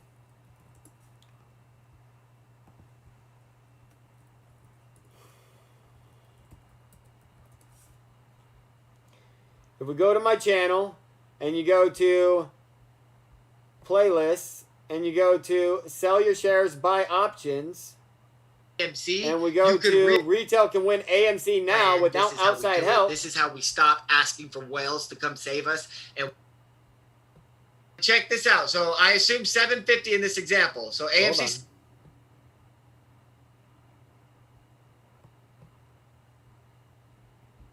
totally okay right now. If they need money to buy Cinemark, tell us how much they need, and then let us do the math and make sure it's right. And let us. Okay, guys, so that's cool. And then this part right here is actually something different. So this is showing you right now that retail owns 396 million of the 450 million, which is 88% of the company. Institutions own 12%, which is 54 million. Oh, that makes sense. 12%, 12%, and because 54 million is basically 50 million. They're basically the same number of synthetic shares as almost the same number of institutional shares owned. And then the last thing that I'll go over is if we add the 500 million shares for 1 penny a piece, they now have 563 million shares that they could bring into the case, which would be about $5.6 billion. Retail would own 396 million. The old institution is this. The sum of all the shares is $1 billion, ends up leaving retail. So what's funny about this math right here is like, it takes me a while to perfect my math, like, because everything that you see on my Excels, people, is something that I've been thinking about for a couple days, and then I come and I just start building it on my Excel. It takes me a couple times of going over it to get it right.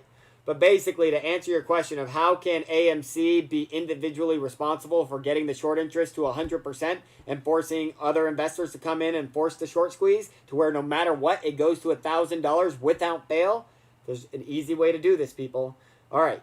So if you, like, on Thursday, right, I YOLO'd $7,000 into 1 penny contracts. So I'm going to use that as an example, and then I'm going to go take another example, and then we'll compare both examples, and then you just, like, anywhere in between is something else you could do as well. So I'm going to do this example, a 1 penny contract, and then we're going to do a $40 strike 2023 contract. And we'll compare the cost to both of them and how many shares you'd have to sell in order to get to 100% short interest. So basically, we want to get the 500 million shares shorted on the option calls, which means we need 5 million contracts. Okay? 5 million contracts at a penny a piece ask price is actually $1 a piece, which is $5 million. So all it would take is a whale to drop $5 million when the AMC price goes to 1 penny a contract. To drop $5 million, it would make, like, if there's only 1 day to expire, then it would send the short interest to 100% for 1 day. Actually 120% because we're already at 20% with the rest of our options. But basically it'd send it to 120% for 1 day, and that's all it would need. That is all it would need for the whole world to see the 120% short interest and say, guys, let's go squeeze the stock. Nobody's even going to be looking to see that it expires tomorrow. They're just going to see 120%. Like, they're not smart enough to research, like, where the short interest is and how that has an effect in comparison to different short interest. The world is not that smart. They don't understand options like that. They only understand short interest percent, and that's it. And so, basically, $5 million, all it takes is $5 million on a Thursday, and you can make the squeeze happen in one day, okay? If we don't got $5 million, because everyone hates one day to expire options, and we got to go, instead, we got to go to optionsprofitcalculator.com. We go to AMC. So in order, hold on, before I continue, in order to get $5 million, in order to be able to buy those options, if we take the $5 million and we divide by the $12 shares that we have right now, it literally only takes 415,000 shares to be sold. Literally less than $1 million. Like, we do 20 million in volume. This is 5% of that. Sell that much and bet it all on one day to expire at 1 penny a contract, and you will have 100% short interest for one day.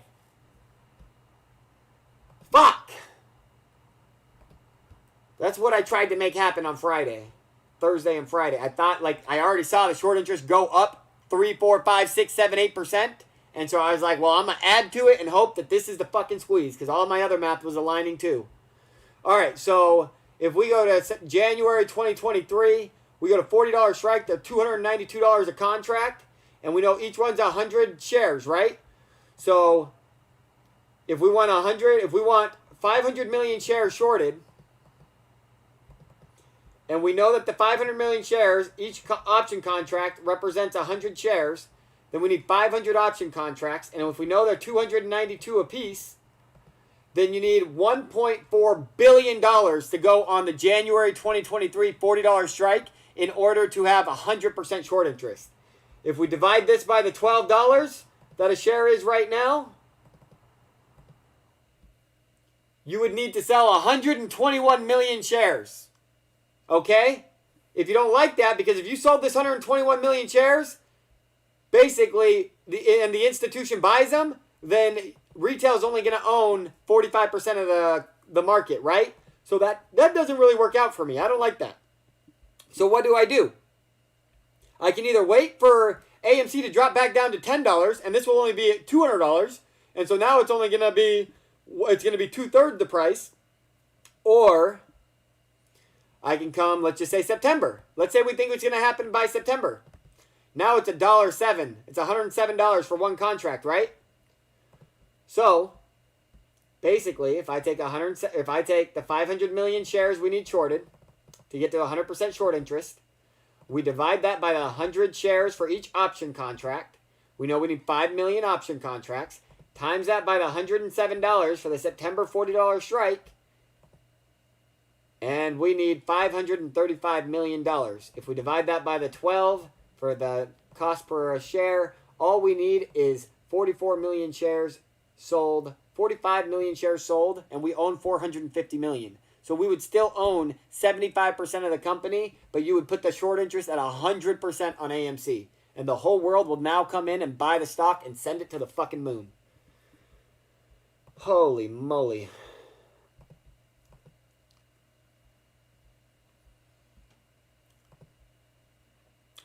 Any retard that's going to listen to that and then say the hedge fund hired me has got to be mentally retarded.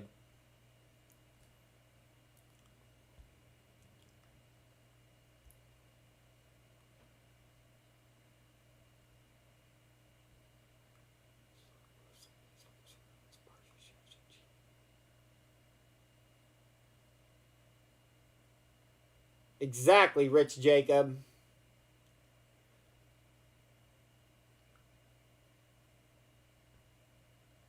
Ironhead Mafia. I made $1 million February 24th and 25th with $10,000 on GME options, and I've lost almost every dollar besides the $100,000 I gave to my girl and the $100,000 I gave to my sister and the $25,000 that I gave to my brother. Every dollar I had, it's gone. And it's gone.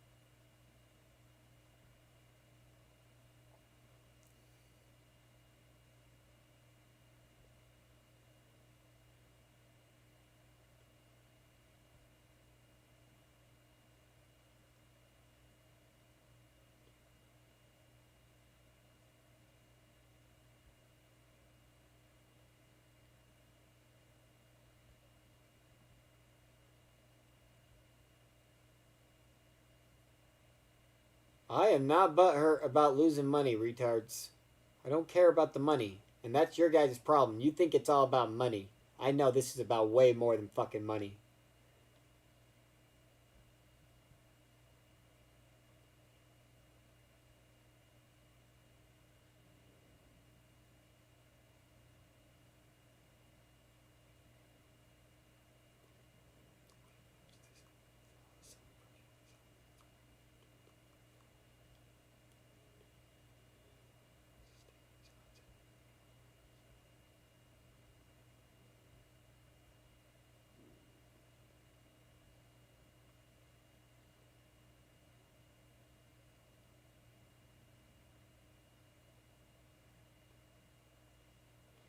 Viddy, I made money on GME. I am up a net $200,000. Not me personally, but my family is up $200,000 net on GME, all based off a $10,000 investment I made in GME on February 19th when DFV doubled down, and February 24th and 25th it turned into $1 million. And I cashed out enough to where my family can't hate me, and then I've been trading the rest, trying to repeat the greatness. And I ain't worried about it. I've lost a lot of money, but I feel stronger and better than I ever have.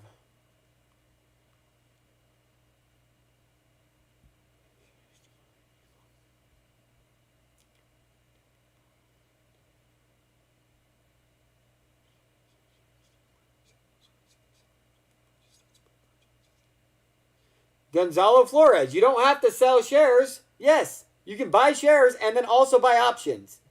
But I was just saying that if you sell the shares to buy the options, you don't got to come up with new money. I feel like retail doesn't have any new money. I feel like retail's tapped out.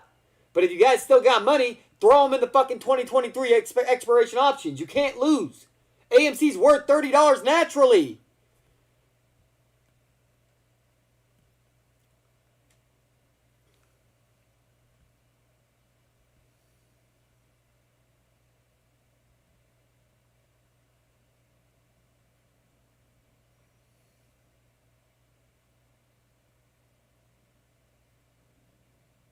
All right, Ashley, you're done being a moderator. I'm about to ban you if you keep having stupid-ass opinions. Sell your fucking shares and buy options, retards.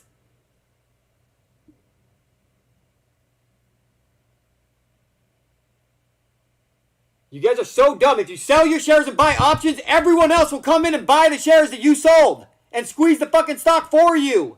Stop buying stocks, you retards. Man, you guys are fucking stupid. Shit, you guys are stupid.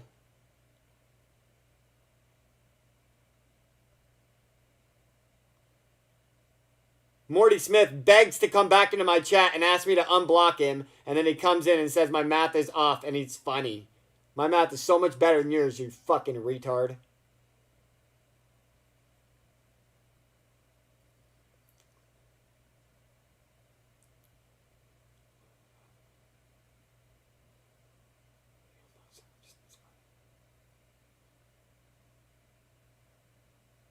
Rico Suave, that's exactly what I'm implying. And I know it's a fact. It's not even it's not a theory, it's not an opinion, it's a fucking fact. If you put the short interest on AMC at 100%, you win. End of story. All that takes is 5 million option contracts. No. All you gotta do is buy the option contracts, then everybody else in the world will buy your fucking stock because they know it will squeeze. God, you guys are dumb. You guys don't understand a squeeze at all.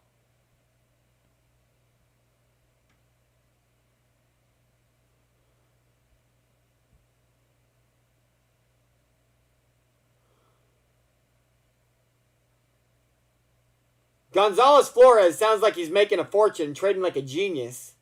Taking all the good stuff that I said and ignoring all my fucking bullish gambling shit and just making a fortune. Congratulations, Gonzalo.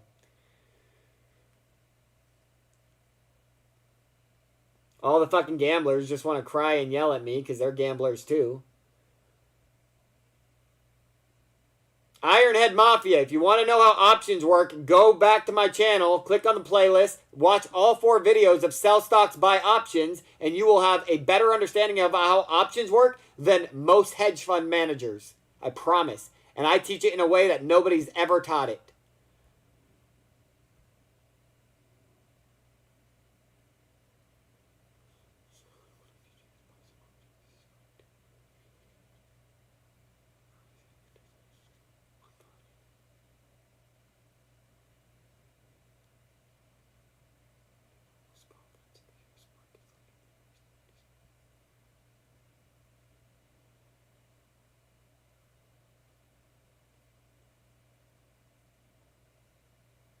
Ashley, you undercut every fucking thing I say right now.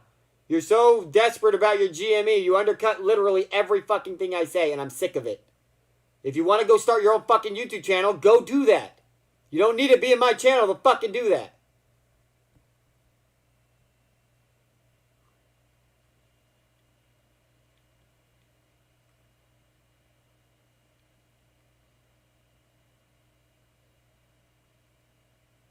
I haven't said any options. I'm not repeating anything. I didn't say one option to buy. I just showed you the map of which options you would buy and how much it would take to get the fucking short interest to 100%. I didn't fucking say to buy anything. Like, that's your guys' fucking problem. You guys are psycho.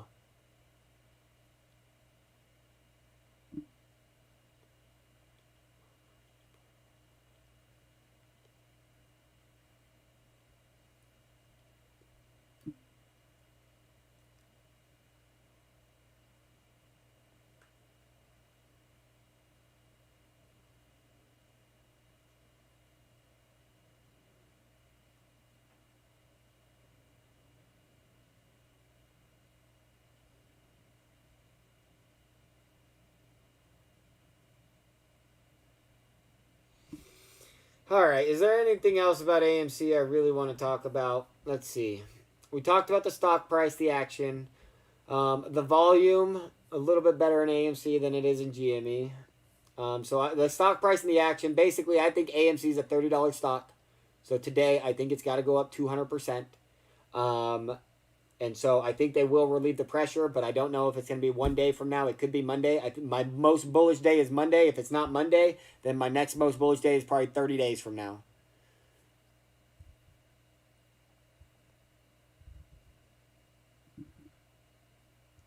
Godpill. Godpill is Gary. Yep.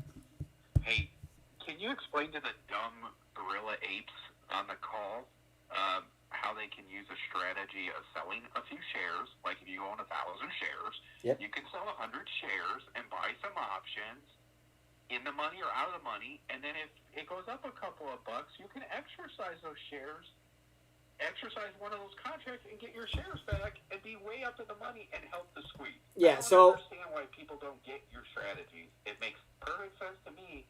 Can you maybe elaborate on that? yeah, I think what we'll do is we'll go back and we'll watch my Thursday winnings. When I was like, remember my 2022s that paid 150% profit when GME went from, or AMC went from $12 to $14?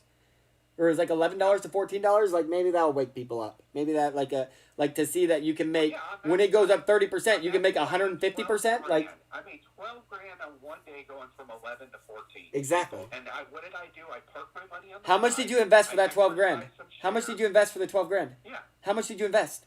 What'd you start with?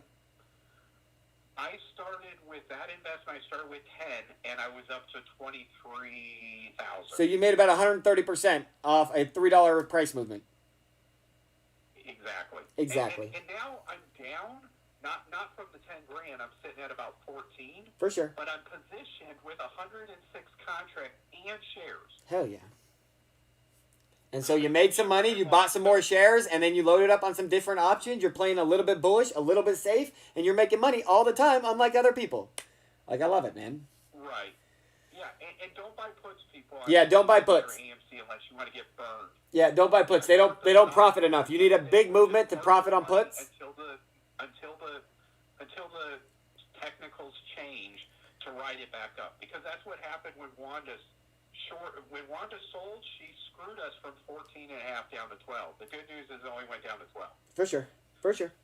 The only thing I would say is I'm not necessarily against shorting the stock. If you got 1,000 shares of AMC and you got 100 option contracts, and then you got another brokerage account, and when you think it's at its middle price and you want to bet up and down, instead of buying puts, I would 100% short the stock, because shorting the stock actually makes money when the price goes down, and you're not setting a time limit on it or nothing else. While the puts, you need a real price movement to actually start realizing gains. And so all I would say is if you are going to short the stock, never short it more than your bullish position.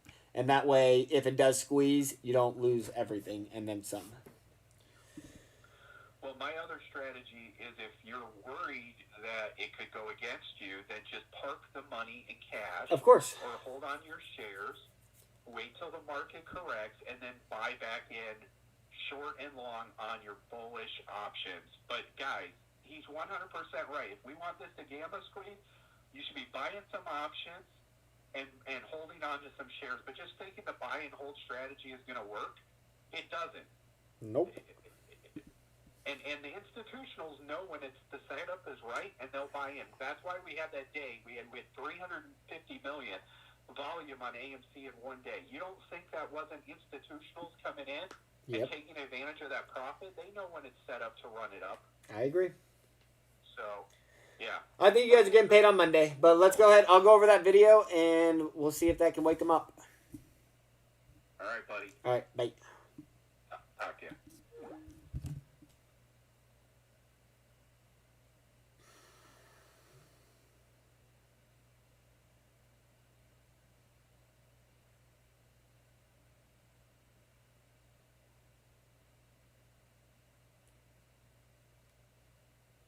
Back to the channel.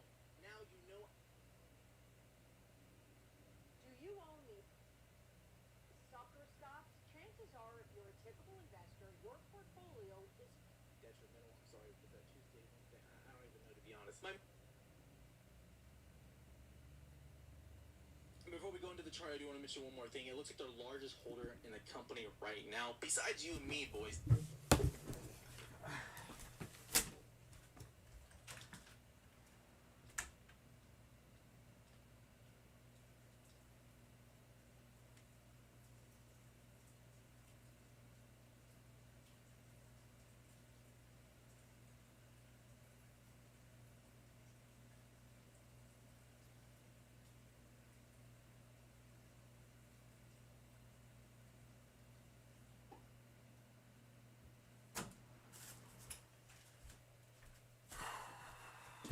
Okay. So Tyler Wilson Investing supposedly is talking about me on his video, so we're about to find out what he got to say. It's the apes, right? It looks like it's Greenville Cap, and you're kind of wondering, who's Greenville Cap? Who are these guys? It's funny, you should ask. A guy in the Discord helped me out with this. I appreciate you. You know you are. You look just like Bradley Martin. You're in the Discord. And we all call you Bradley. It's okay. Okay, so I've literally recorded this part of the video a dozen times. Let's see if I can get it right now. Apparently I'm an idiot. So as you can see, this is actually on Greenville's website going over the experience of the guy in charge. You can see he worked with the enemy back in 2002. So red flag numero uno.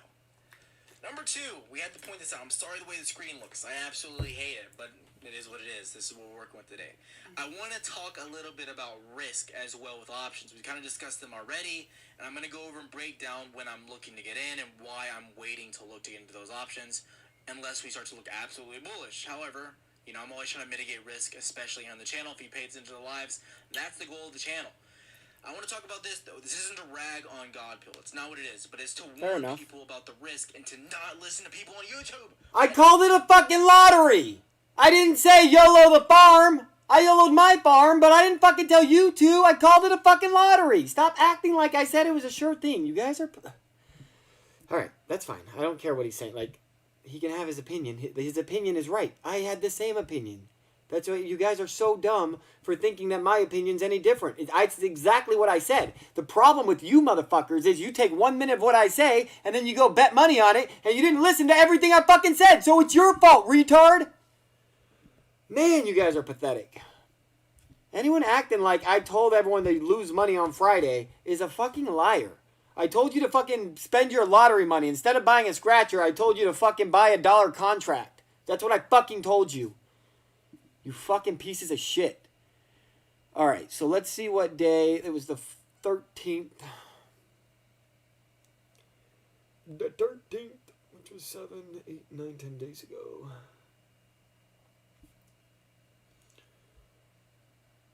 Okay. I think it was actually this one. Yep. Let's see. Where are we? That's GameStop. Okay. Was basically broken even. Interesting. Really, split was only good for other.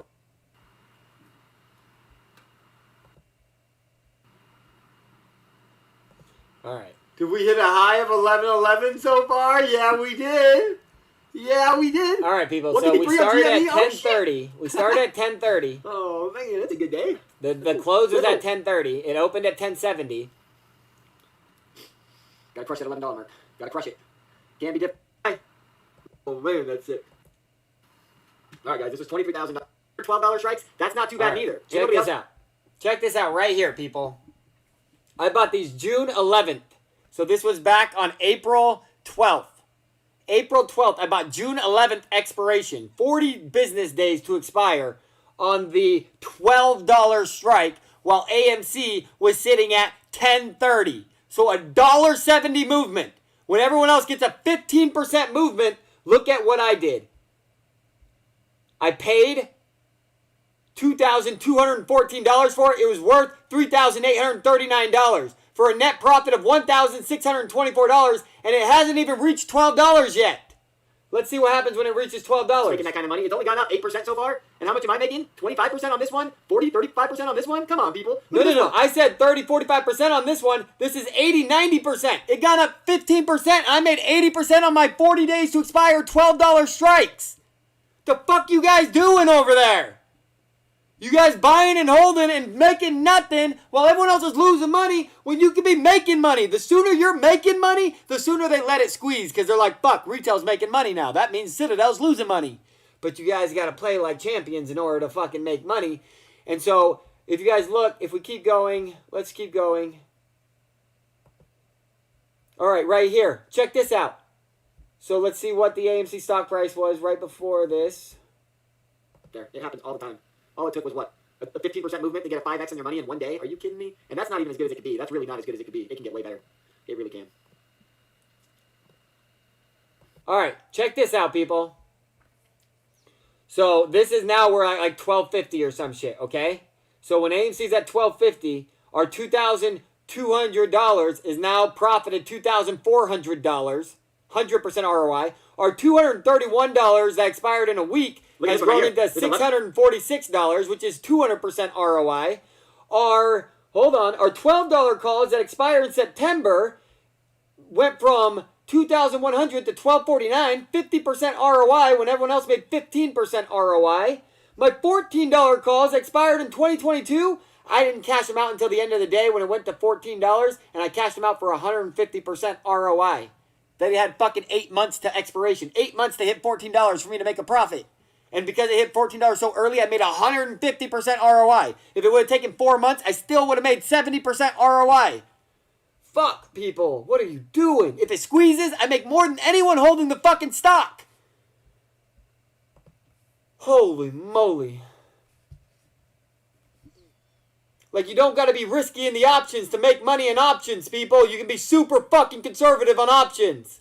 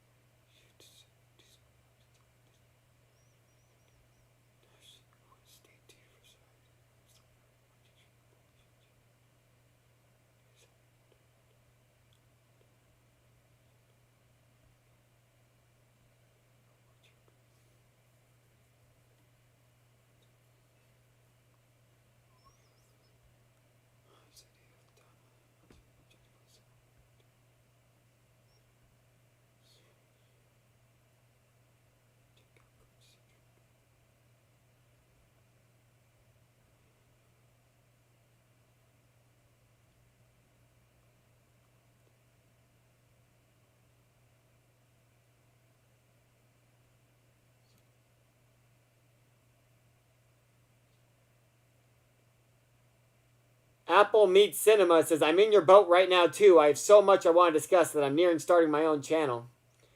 I hear that. Everyone wants to start their own YouTube channel just because it's so frustrating how long this is getting dragged out. Shell Rel says, I just came to see what you look like. Your name was brought up as a possible shill. I promise you, I love people on this world more than anyone. Everything I do is for the people. And I feel like I got to make GME and AMC have a little bit of pain before you guys wake up and realize to get over your confirmation bias bullshit and start seeing the truth and attack the man, the establishment with the power of the truth, because I give you guys power.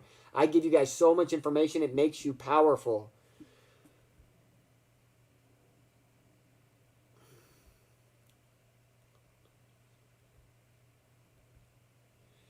Apple Meets Cinema says you can call me Andrew. All right, Andrew.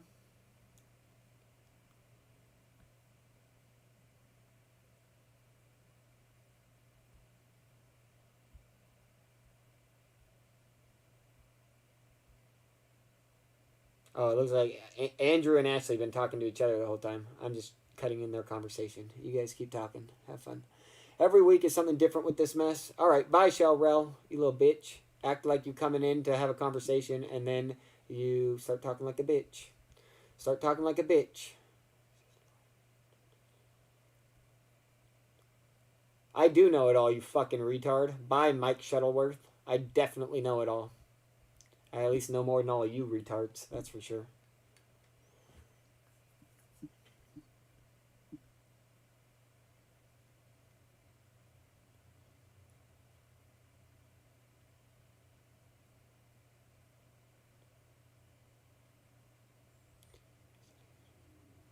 Bye-bye, pussies.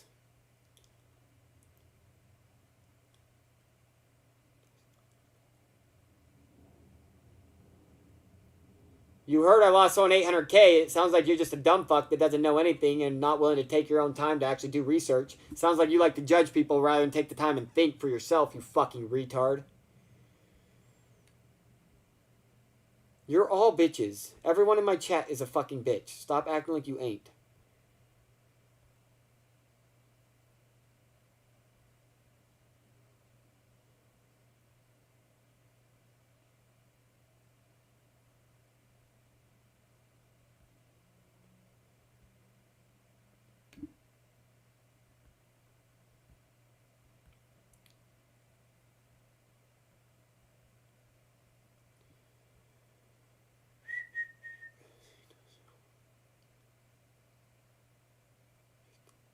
Gonzalo Flores gets it.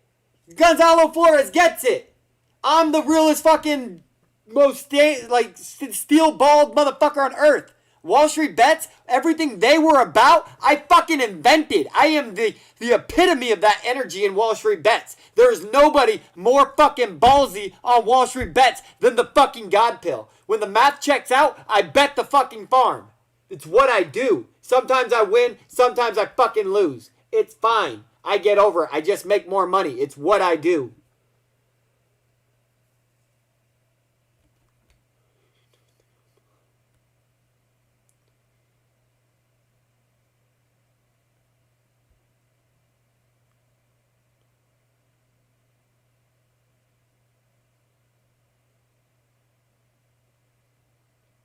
I'm from Arizona.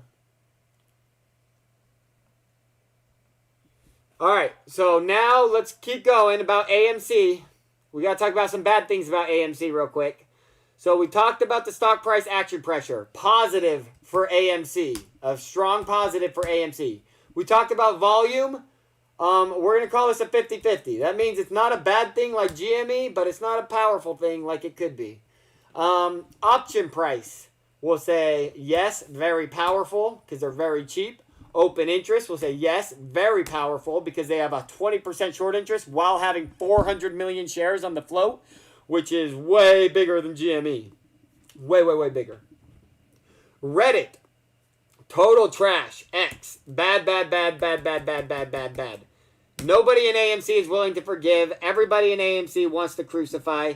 Everybody in AMC is desperate for confirmation bias. Everybody in AMC is believing what the last YouTuber told them, and if anyone says anything different, they just go straight to shill talk. They won't actually have the conversation. You guys get mad at me and pretend that I won't have the conversation, but really, I just don't have the conversation with people that don't show me respect. Anyone that shows me respect, I always have the conversation with them, unless they and they tend to get disrespectful at the very end. Like one guy a long time ago on one of my videos, we posted a video about the call because I just totally eviscerated him. And then at the very end, when he was trying to tell me why AMC was a dead cat, and I totally crushed him in every way, shape, and form, and he agreed with me on everything I said, he then said, oh, but COVID. And I said, fuck you, pussy. Like, you just lost all respect for me because you just went from, like, having a lot of serious concerns that I absolved for you, and then you went to COVID being the reason why AMC goes bankrupt in 2 years when they can pay for their debts for the next 2 years without fucking making a dollar?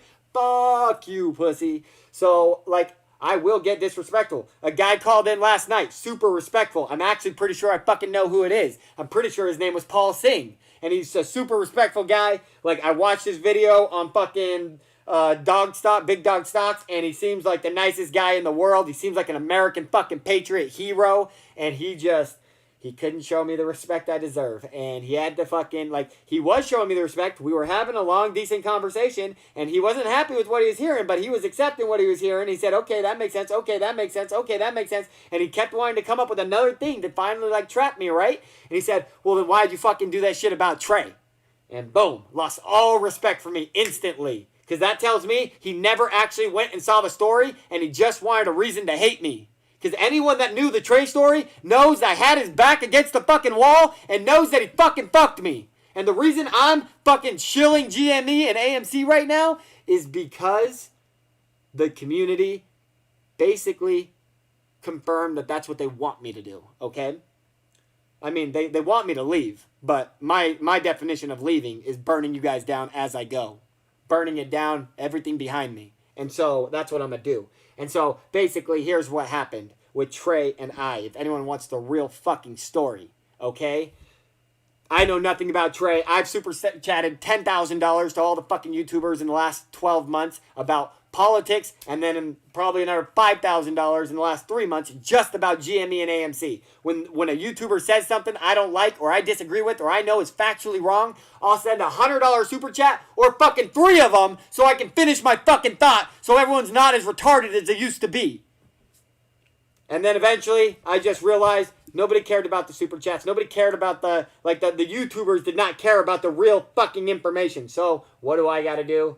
I made a little bit of money. I got a little bit of confidence in me. And I said, let's go, YouTube. Let's see what I can do for the people. And you guys turned your back on me. And so now I'm going to burn that money. And I'm going to tell you all the reasons why you deserve to have your money burned. And it's because you follow people that are pieces of shit. And I'm done pretending any other way. Basically, if you're a YouTuber right now and you're monetizing for AMC or GME, you're automatically a piece of shit in my book. End of story. End of story. If you monetize any video where you're talking about AMC and GME right now today, about buying AMC, buying GME, because you're going to make a fortune off AMC and GME, then you're a piece of shit. I was a piece of shit for doing it a month ago. You're a piece of shit for doing it now. I quit doing that. Now I'm telling people to sell GME and AMC, so I'll monetize this shit all day. But you clearly don't think you're making money on GME or AMC because you're making more money than what any type of investment you've ever made was ever going to pay you. So fuck your investment and fuck you, YouTubers. You're all pussies. Lou vs. Wall Street reached out to that pussy. Yeah, he's a pussy. That's a fact. It's been verified. If he doesn't hit me back up, it's because he's a pussy. He says everybody's calling him every fucking night, and he responds to everybody. And it's just like, you gotta keep everybody calm. Yeah, that's obviously not true. Lou vs. Wall Street, a bitch. He's another false prophet. He's going to make his money once you guys go to the next platform away from YouTube. He's trying to take you guys away from YouTube. And then he's trying to do something totally different than AMC. And he is just another distraction motherfucking bitch. And so let's get back to Trey. Because somebody questioned my integrity about it. So this is not about me. I'm not starting a lawsuit with Trey. Like, I've already given that up. The only way that I start a lawsuit with Trey is something changes in the future, right? Like, if somebody sues me, and then we find in depositions that they sued me because of Trey, like, that just reaffirms all the damages I thought I had, and it squashes any commitments I made not to sue him. You understand that? So if you guys come after me, you guys bring everything on the table for Trey. So this is not about a lawsuit for Trey. This is about telling the fucking truth. And if you guys come and fucking make my day, and you try to attack me for this fucking shit, I will make you guys eat those fucking words. Gonna warn you one fucking time. So, here is the truth between me and Trey. Me and Trey have never spoken a word to each other. Outside of super chats and him fucking responding to super chats, we have never spoken a word to each other. I was getting mad that Trey started pushing like the idea that dilution of 500 million shares could be a positive thing a week before he had the meeting with the AMC CEO. So in one of my little 8-hour live videos, I'm getting a little animated, and I say Trey's fucking chilling out with the AMC CEO. What the fuck? And then somebody clips that video and sends it to me and says, dude, can you please post this on your page? And I did, and it went viral. In 2 minutes, it had 10,000, not 2 minutes, in 2 hours, it had probably 5,000 views or some shit. And, like, none of my videos has ever had 5,000. Like, in 2 hours, it was my #1 viewed video. And so, basically, my whole YouTube's just getting attacked by Trey people. Like, Trey gay boy fanboys. And, so I reach out to Trey's Gmail, and I just say, hey, bro, you want to talk this out? Like, I really wasn't trying to, like, cause a war right now. And I send him my phone number. I get a text message from Trey's assistant. And basically, in this text message, with the assistant, we discuss multiple things. But, like, first he wants to validate that I am who I say I am. And then he says, yes, we can work together. And then a couple days later, they invited me to interview the AMC CEO. And they said there's going to be 4 people that interview the CEO of AMC. We want you to be one of them because we feel like your research on AMC is better than anyone else's. They said that word for word. And then, all of a sudden, I get into the chat, and these motherfuckers thought that they were going to buy me out. So these motherfuckers thought that the God Pill was going to become a new person, become a different person, become a PC pussy-ass bitch because Trey was going to bless him with 100,000 subscribers by letting him ask some PC pussy-ass bitch questions to the AMC CEO. And instead, I went in there and I said, these are the questions I want answered. I want to know why the CEO has not helped us protect our stock value, help the natural price of the stock. Why is our AMC CEO not, pushing our investors to go and recall the shares? Like, why are they not doing everything they can in their power? Why are they selling shares when they got more cash in their account than they've ever had? Why is Wanda closing out the position when 2 months ago the CEO said that Wanda was in it to win it and that they were going to help us build a beautiful company even if they weren't full ownership? Like, why is everything a goddamn fucking lie? And so, basically, I asked these questions in a very, it was pretty polite. Like, everyone just said, dude, that's not really helpful. It sounds like you're trying to be more argumentative than you are. Like, this is more about the story, and this is more about getting people excited for the moment and the investment and the opportunity of a lifetime than it is about getting answers or solving the squeeze problem. Like, you're not here to solve the problem. You're here to get TV time. Fuck you, pussy, is what I said. I said, I'm out. And I left the fucking channel. After they do the AMC CEO interview, they cut it back to just Trey only. And then what happens? After that interview ends, the motherfucker comes back on my YouTube live stream, the lawyer that was trying to fucking football the whole fucking situation, and says, bro, it's not too late to work with us. Please, just come work with us. It's not too late. Come on, come on. I said, get the fuck out of here, pussy. You better never come back in my chat again unless you're working on my shit. The only way we work together is you're working on my shit because my shit's better than your shit, and you already admitted it, pussy. So that's what happened with me and Trey. Then, on my worst day, when I lost more money than ever, well, that's not true, but in relation to how much I had in the account, it was all $80,000, right? April 23rd. Like, all my viewers lost a shit ton of money. On that day, my viewers say, bro, it was a great play. On Monday, they say, bro, you missed it by a day. Like in order to even see an opportunity and miss it by a day, that means you're fucking on your game. And so it's like, nobody that actually lost money with me is really hating me. Like, a lot of them are hurting. I can tell it. I can see it in their energy, their words, all these things. Like, we're all hurting, but they ain't hating. And then Trey drops that Sunday video. I get 50,000 views in 3 days. I didn't have more than 100,000 views in the last 30 days. And then I start that lawsuit shit because he clearly just fucking crushed my fucking channel. And guess what? Since he dropped that video on Sunday, the last 30 days, I've gotten less than 20,000 views. So my viewership has dropped by 80%. And I have been more disrespectful, more hating, and more fucking crazy 2 months ago than I ever been today. Anyone pretending that, like, I was doing it on purpose back then because I knew I was gambling a ton of money and I didn't want people losing the money like I was. Like, I only want people, like when I do crazy stuff, I get more animated and more angry because I don't want you copying me. But if you copy me anyways, now it's your own fucking fault. Fucking retards.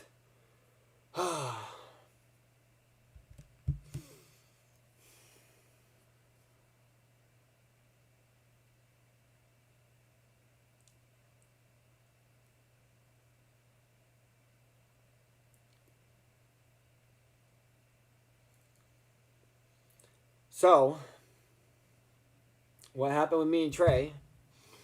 Basically, I do that whole lawsuit thing, and my viewership's just totally crushed. My subs went down by 100. I got a lot of them back, but I'm still down from where since he posted that video.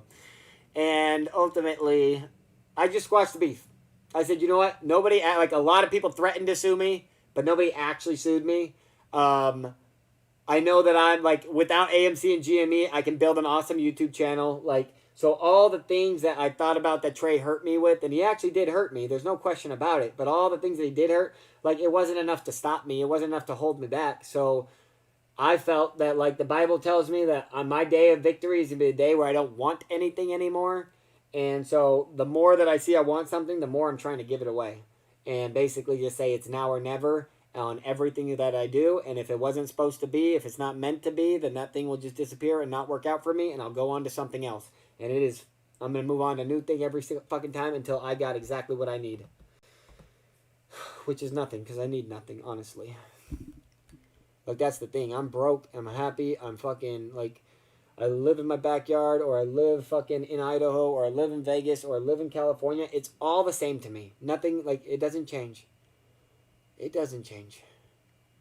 All I see is a world I want to fix. Oh, nice. Andrew's the guy that understands IULs. Did you ever look at Suncor's information? Did you like it?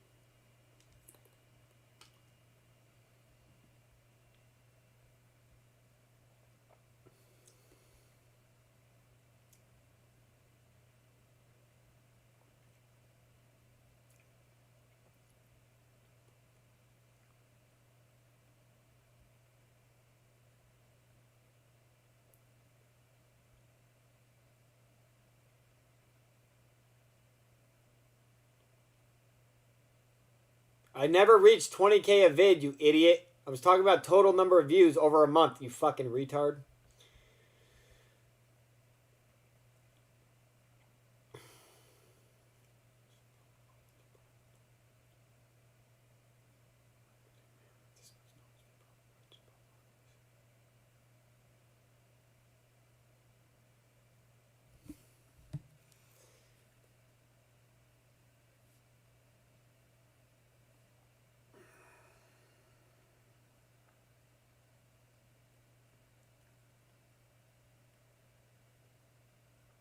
So, Knox2K says, how could a man with this much knowledge be broke? What did Bob Marley say?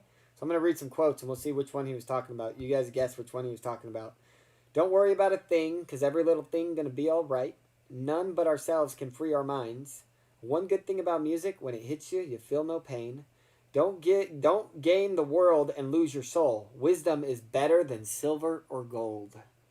Love the life you live the life you love. One love, one heart. Let's get together and feel alright. Get up, stand up for your rights. Get up, stand up. Don't give up the fight. The truth is, everyone is going to hurt you. You just gotta find the ones worth suffering for. Herb is the healing of a nation. Alcohol is the destruction. Tell the children the truth. I'm pretty sure the one he was talking about was don't gain the world and lose your soul. Wisdom is better than silver or gold. Pretty sure that's what he meant.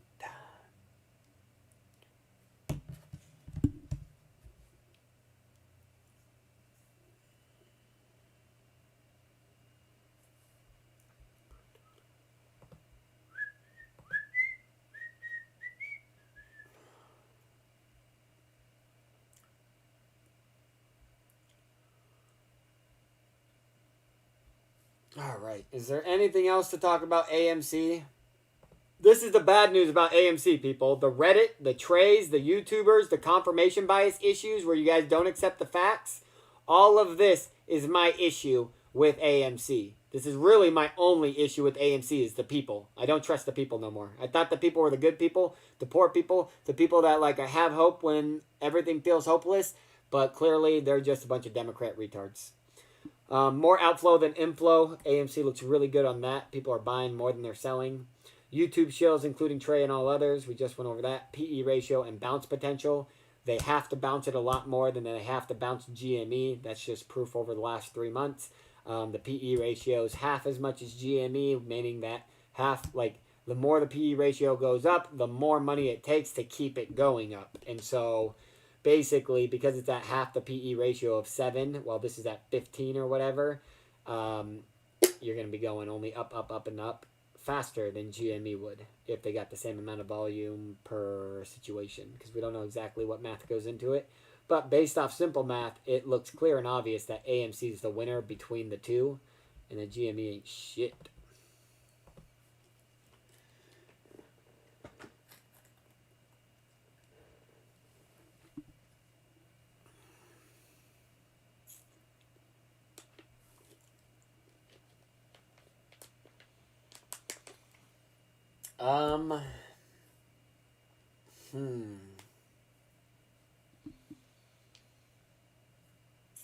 Is there anything else that I need to talk about?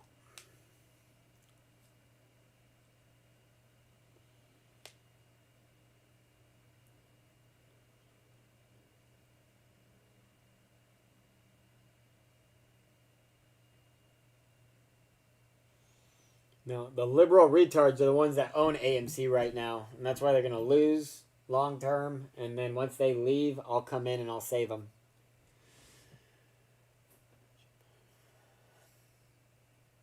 I don't know what a mid-chip is. Mod chip. Actually, you're getting all crazy, fool. It's like every time I said a word, is like you were sending in a chat just to fucking counter what I was saying. And it's like, if you want to do that, please do that on your own channel. I don't mind you talking about your channel. I don't even mind you talking about GME when you want to say something about GME. But if I say GME ain't going to the moon, and then you say, yes, it is, that's a good way to lose your mod chip. It's a good way. Like, you don't have to agree with me to have a mod chip. But you definitely got to show constant and ever-loving respect. Constant. Man, I think that's all I got for you people. I think we went over everything that I wanted to go over. AMC, GME, AMC versus GME. I think that's it.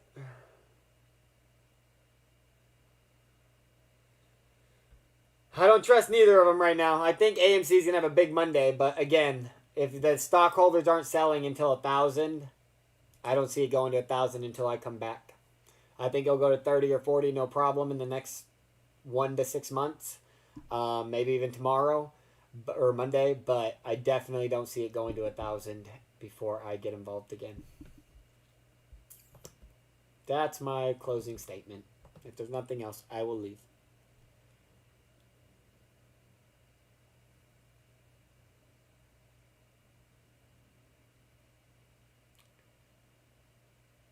I got a soft spot for everybody that will fucking talk it out and be a normal human fucking being. I fucking do this with guys all the time too. I kick guys out of fucking chats all the time and bring them back in. Just trying to teach people fucking lessons. I don't think AMC hits $100 naturally. I think AMC hits $30 or $40 naturally. With the squeeze, obviously AMC hits $100. But with the squeeze, I think it hits a minimum of $1,000. And so I think when it hits $30 or $40, if it doesn't go straight up to $100, then you're not hitting a squeeze. And you should be looking to cash in profits. That's my opinion, because they'll come back down to 20 or 15.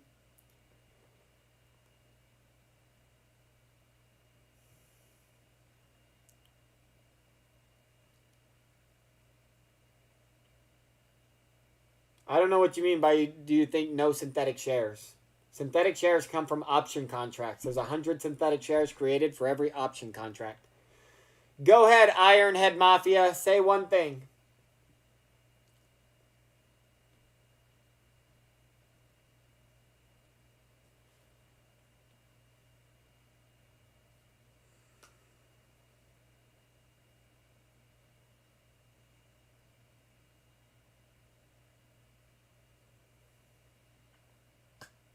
The trampoline bounces on Monday, people. Don't you know?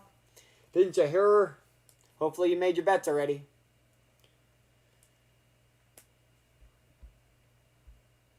All right, guys. I'll see you guys later.